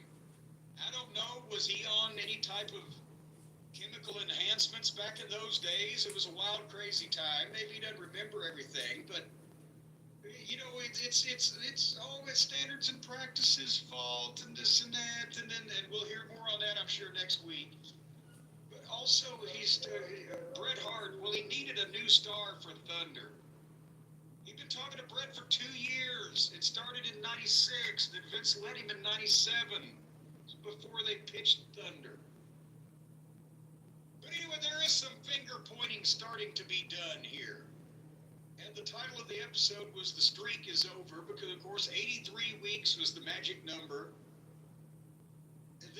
And from living through it and being up there on the other side, there was definitely consternation in Stamford about the losses, even though in front of me, but we know that it was multiple times what they are now. Vince was yelling at everybody, "Man, we got to do something, and let's hotshot this thing and get the Zamboni and whatever the fuck," with an audience of probably, 3 times, 4 times what they have right now? I don't know the numbers, but significantly larger, yeah. Probably be 3. So... Hey, were you working there? You know what I hadn't even thought about until you just started saying all this? Didn't Bischoff take out a billboard right opposite Titan Tower? Oh, God, I think, well, not like with his picture on it like a real estate No, guy, but a WCW. Oh, yeah. Like a real estate guy, that would have been a hell of a move. Looking for real estate in Stanford? Oh, what a move that would have been. Either that or Any Connecticut employees thinking of moving to Georgia, call me at 1-800. Oh man. Oh God! But so it starts out that Bischoff says that Schiller calls him. They want 2 more hours because Nitro's so good. And the question is, will it weaken Monday? But Bischoff didn't want to tell Ted no. And then that's when he said he needed a star. He brought Brett in for Thunder, which I mean, everybody knows that's obviously not the case. Go ahead. That's obviously not the case. However, that may not necessarily be not the case. In awful English right there. But we don't know how he sold it to the Turner executives, is the point. Well, true. So maybe he doesn't want to expose himself after all this time. Because again, you had to justify a giant contract, the biggest in the company. You also had to deal with, at that time, guys who had most favored nations contracts. I think Kevin Nash and Scott all had to waive it for Brett. Yeah, they did. So there were a lot of things with money moving around. How are you going to justify that? Hey, you're making us take on another 2 hours. But that's when they have all the talking. The only thing they universally agreed on was they put Brett over. They put him over big. And he came in, as we've talked about so many times, after the Montreal screw job for $2.8 million a year. And I think it was going to be 3 years. It was going to be. And Brett says, I had a great first night in, and everything, quote, went downhill from there. And the quote was, everything Eric Bischoff ever said was a lie. So that's where we start there. And then they start telling the story that everybody said, well, they can't book 10 hours a week. And they expand the NWO to, have 30 people in multiple groups and whatever, all the things that they did. Yeah, both of these things can be true. Maybe it might be difficult to book 10 hours a week with the pay-per-view or whatever, but at the same time, you don't have to just do ridiculous, stupid shit at the last minute for almost no reason, which is what they were doing weekly, depending on who he was listening to and how much sleep everybody had. And so the problem with booking too much television is that you dilute. There's not as much happening. You're booking more television, so you're going to make more shit happen. You make more shit happen, and people can't keep track of the goddamn shit that was happening. This?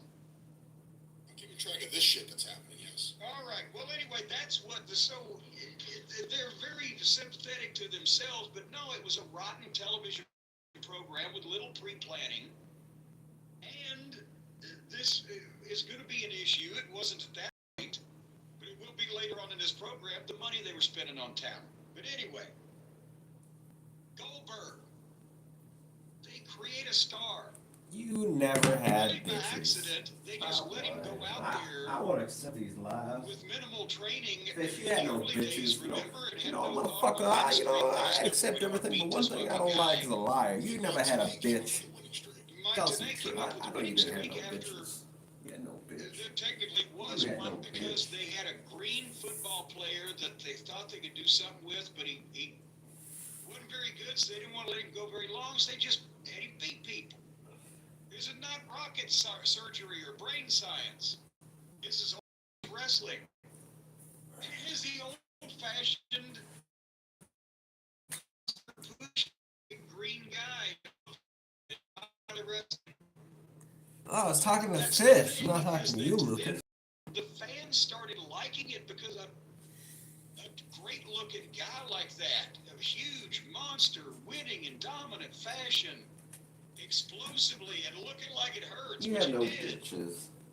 That gets over with people, so they start chanting for him and they start cheering, and that's when Mike Tenay said, hey, he's undefeated, let's go with this, and that became a thing. Welcome to Project Longevity, sponsored by Fellow Health. Today we have Tori Farrell, who is a health and wellness coach who empowers women to reclaim vitality, especially those navigating chronic illness and autoimmune challenges. My senior year of undergrad, I ended up getting really sick after years and years of going to doctors, looking for recommendations. Homeopathic approaches, holistic approaches shifted my perspective from external health to internal health.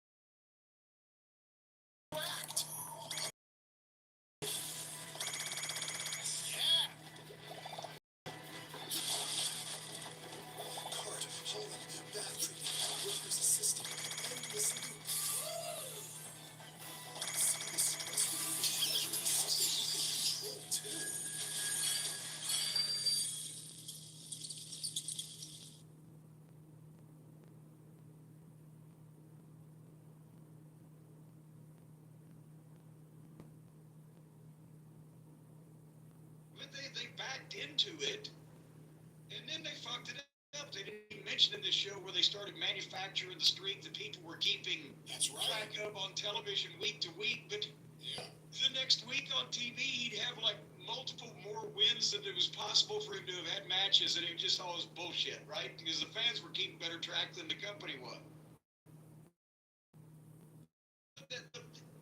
That's a thing that got him over as an attraction. But he was still green, and as you hear from his own lips and from listening to him talk, he kind of is a mark. And he was never taught, and he didn't know what the fuck he was doing. And you can't blame him when he becomes one of the biggest wrestling stars of all time in fucking 6 months, knowing dick all about what he's doing. Power plant. Yes, I mean, and having those.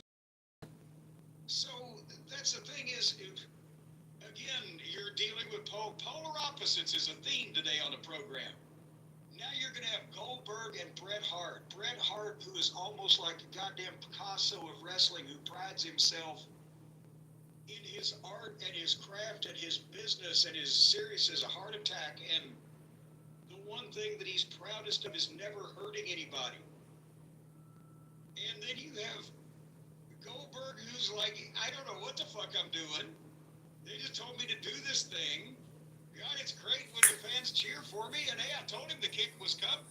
Fish, you got no bitches. Mark Dimberton, you got no bitches. What kind of kick? From fucking where? More on that later. Anyway, they create the star, and even Nash is talking about how stiff he was. Like, dude, brother. And nobody wanted to stand in front of that. And then they told the story about when Goldberg got over that Bischoff Let's said, be honest here. called me and Fishy said, got no "Time, I was bitches." with Goldberg over in the Georgia Dome. No bitches. This was the best one of the fucking. You know what? At least they had one person from the corporate side there to say the obvious. Why isn't this on pay-per-view? Yes. It's not just like the wrestling people that really knew. That guy was on the business side. He's like, what the fuck? Why are we giving this away for free? Well, Brian, stop me if I leave anything out.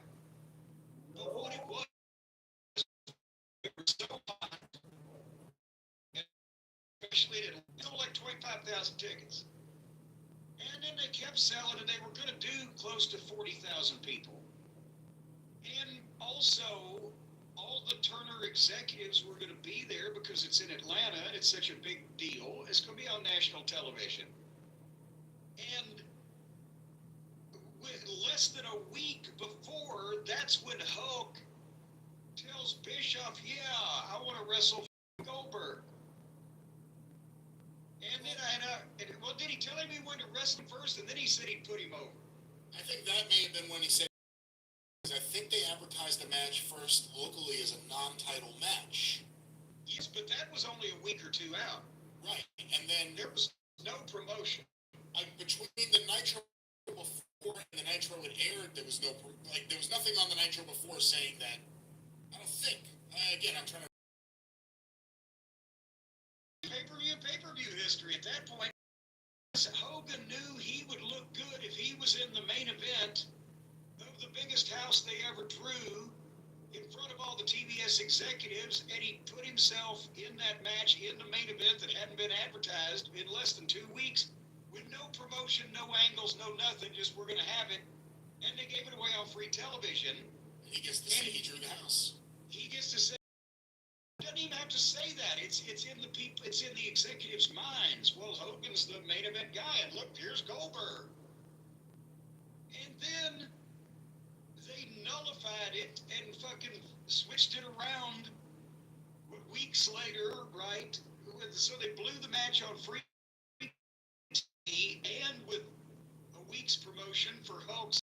And then they took it off of him with the goofy thing with Nash, which we'll discuss in a second. But first, this fiasco.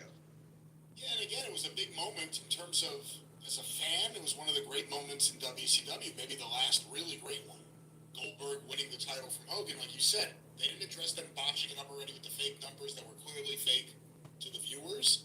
And also, Goldberg remarked on how thrilling it was, the crowd popping for him when he won the title. You could tell he's like the Road Warriors the first year or two. When they got fucking excited, Jesus Christ, they're like getting hit with a Volkswagen. He's a less offensive Ultimate Warrior in a lot of ways.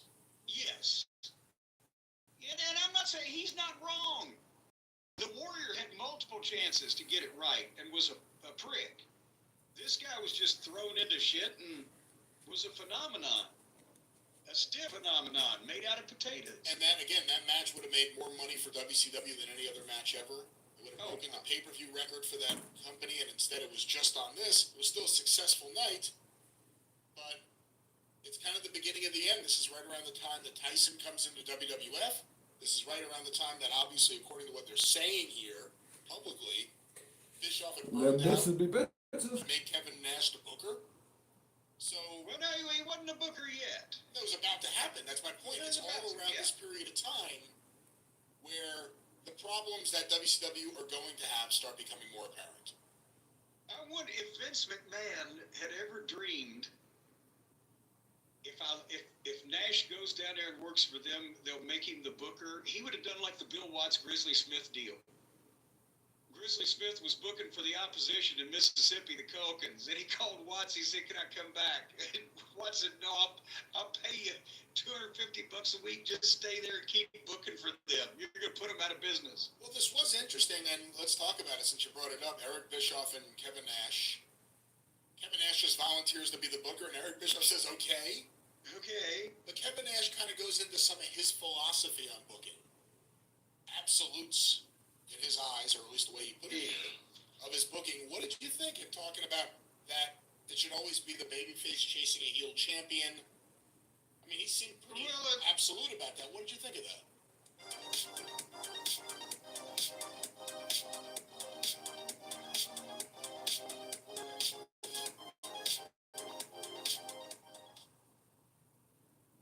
It's unlikely the Americans could have won the revolution on their own. They needed a powerful ally. This is why they sent their greatest diplomatic asset, Benjamin Franklin, to Paris soon after the signing of the Declaration of Independence. But Franklin made little progress with the French. Nobody wants to back a loser. And that's what America looked like, until the Battle of Saratoga. At the start of 1777, the British were eager to end the war. General John Burgoyne would move down from Canada into the Valley of New York, isolating New England from the rest of the country. General William Howe would move up from New York City to support Burgoyne. That was Burgoyne's plan, anyway. But Howe had his own plan: capture the American capital, Philadelphia, and destroy Washington's army in the process. In other words, there were two plans. We just tantamount to saying there was no plan. Not a good way to run a war. In June 1777, Burgoyne ordered Lieutenant Colonel Barry St. Leger to seize Fort Stanwix near present-day Rome, New York. This would secure Burgoyne's supply lines from Canada, a crucial linchpin to his overall strategy. St. Leger arrived outside the fort. He presented its 28-year-old commander, Colonel Peter Gansevoort, with a choice: surrender or face annihilation. Fish got no bitches, that's for sure. Fish got no bitches. It is my determined resolution to defend this garrison to the last extremity. Gansevoort was to his word. After a 3-week siege, the English colonel was no closer to achieving his objective. It was a harbinger of what was to come. Damn right. Nothing would go the way You got no bitches there, Fish, that's for sure. Without You the got no Burgoyne bitches. supply line would be stretched dangerously Yeah. thin, the thing he most feared. Yeah, For this reason, no many bitches. historians believe that at this point, No the fucking general bitches, should that's have for sure. avoided You the got mission. no bitches. But Burgoyne didn't He see got that no bitches. Fish got no bitches. Fish, he got no bitches. ultimate goal. By September 18th, he and his force of 6,000 British and German mercenaries NoBitches.com. were just outside the settlement of Saratoga. It should always be the babyface chasing a heel champion. No bitches. I mean, he seemed pretty absolute about that. What did you think of that? We'll go through a few of these things this is at the same point where Bischoff started doing the standards and practices thing. Well, TBS wants a more family show, and old Truman Capote there, Brad Siegel, Said, can they do it without being as lewd as WWE? They took it better. Well, he ain't wrong. Well, no, he's not wrong. But the thing is, again, at least some of the WWF lewdness made half sense. They were just all over the place. But nevertheless, so Bischoff is blaming standards and practices. Nash wants to be the booker. He says, okay, go ahead. Again, sometimes the greatest player is not the guy you want to be the coach or the manager of the team, right? You know more sports than I do. And sometimes the best worker is not the best teacher, and these other similes that you can draw. But because Kevin Nash, who had been in the business at 8 years and had never booked or been a member of a creative team, suddenly, yeah, he's got, whether you like his ideas or not, he's got good ideas. So I'm making the booker of this company is grossing fucking $100 million a year or whatever the fuck it was. It just, and Nash, the most disinterested talking head ever. I've seen people be more excited to be put in a medically induced coma. And that's a thing with what Medusa said. Here's a quote. Once you have the monkeys running the zoo, you're in trouble. And so Bischoff just takes off. Nash is the booker. We know that, you know, God bless Kevin, but he's always been out for either himself or his close circle of clique friends, and he doesn't care about the company, which his statements, you know, bore out. So the first thing he does, they've got Goldberg, who's massively over. He's one of the two biggest stars in the company. Did Hogan have that much heat or that much interest or that much? No, Goldberg's pretty much the guy, right? And he can't work a fucking lick. So instead of working around it, instead of doing what Dusty did with Nikita Koloff in 1985, 4, whatever it was, instead of having the best in-ring heels bump off of him and have the best talent in the business in the locker room in his ear trying to smart him up and tell him how to work. As Goldberg said, there's a bunch of backstabbing cutthroats. Nobody's telling him any goddamn thing. And Nash wants to beat him because you can't have the top guy if he can't carry it, whatever. If he's selling that many tickets, one with everybody, that's all you fucking needed. If you're trying to get this fucking guy over, and he's a menace to society in the ring, and he's stiff and he doesn't know what he's doing, he's a mark for himself, then fuck it, find somebody else. If he's already that fucking over, as we've applied to another situation, fire the fucking writers. Are you bannering stuff? Yes, I'm getting vehement here on the goddamn desk. So that's the point, is they beat him, they hit him with a fucking taser. I remember seeing this. They hit him with a taser and they beat him. And it buried him because he didn't know, Goldberg did not know how to take care of himself. I'm not talking about physically. That's a saying, the pros, experienced veterans, they can lose in such a way, or they can show weakness in such a way that they get the guy over, get the opponent over, get the issue over, but they can take care of themselves. They don't come out looking bad or stupid or with their dick in the fucking mud. But a guy that Green, he don't have to take care of himself, and he did bad. And he couldn't argue his points in the goddamn finish meetings, if they did have them, eloquently, because he didn't know the terminology and he didn't understand psychology. He was being told by people who may or may not have had his best interest at heart, such as when Nash becomes the booker and then they tase him and Nash beats him. And that's where, yes, the babyface making the chase is a classic rule of thumb in wrestling. The chase, more money in the chase than there is in the capture for Dusty Rhodes. or Jack Briscoe or Cody Rhodes. Not for Andre the Giant or Haystacks Calhoun or no. Not for Bruno Sammartino. Not for Bruno. It depends not only on the individual that's chasing, but the people that are being chased. That has to fit. And Goldberg and Dusty Rhodes or Jack Briscoe and Cody Rhodes are as far apart, or Bruno.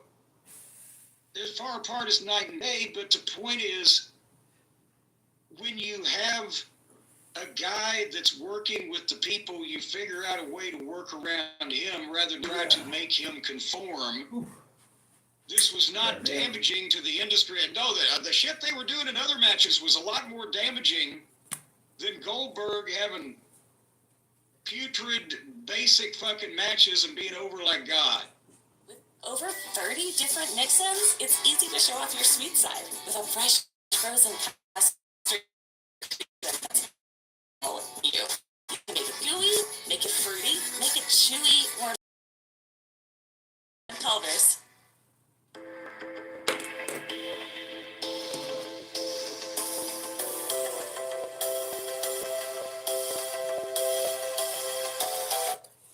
Okay, baby girls.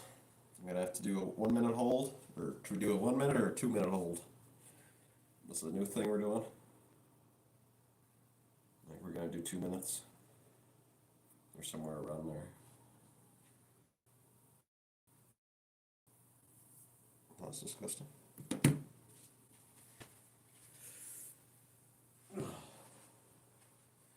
Just holding the weight.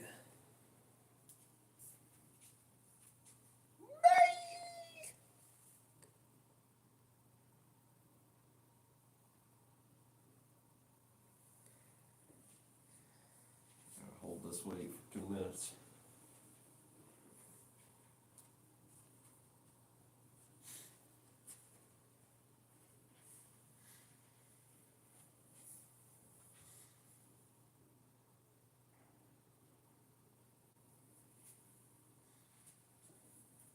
I think fish got no bitches.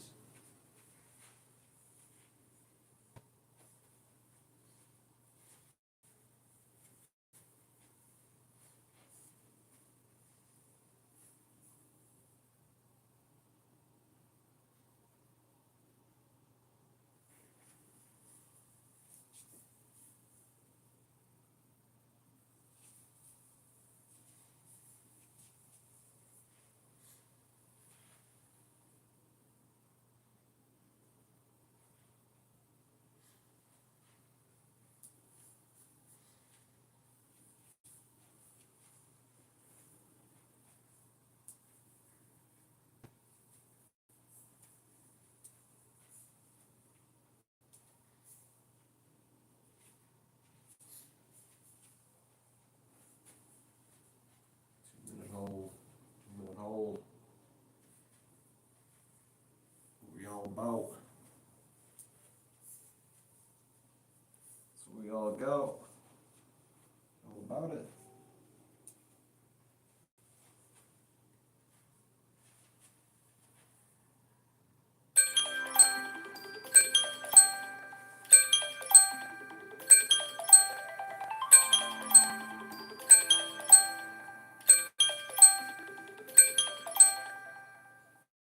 Stop. Good girl.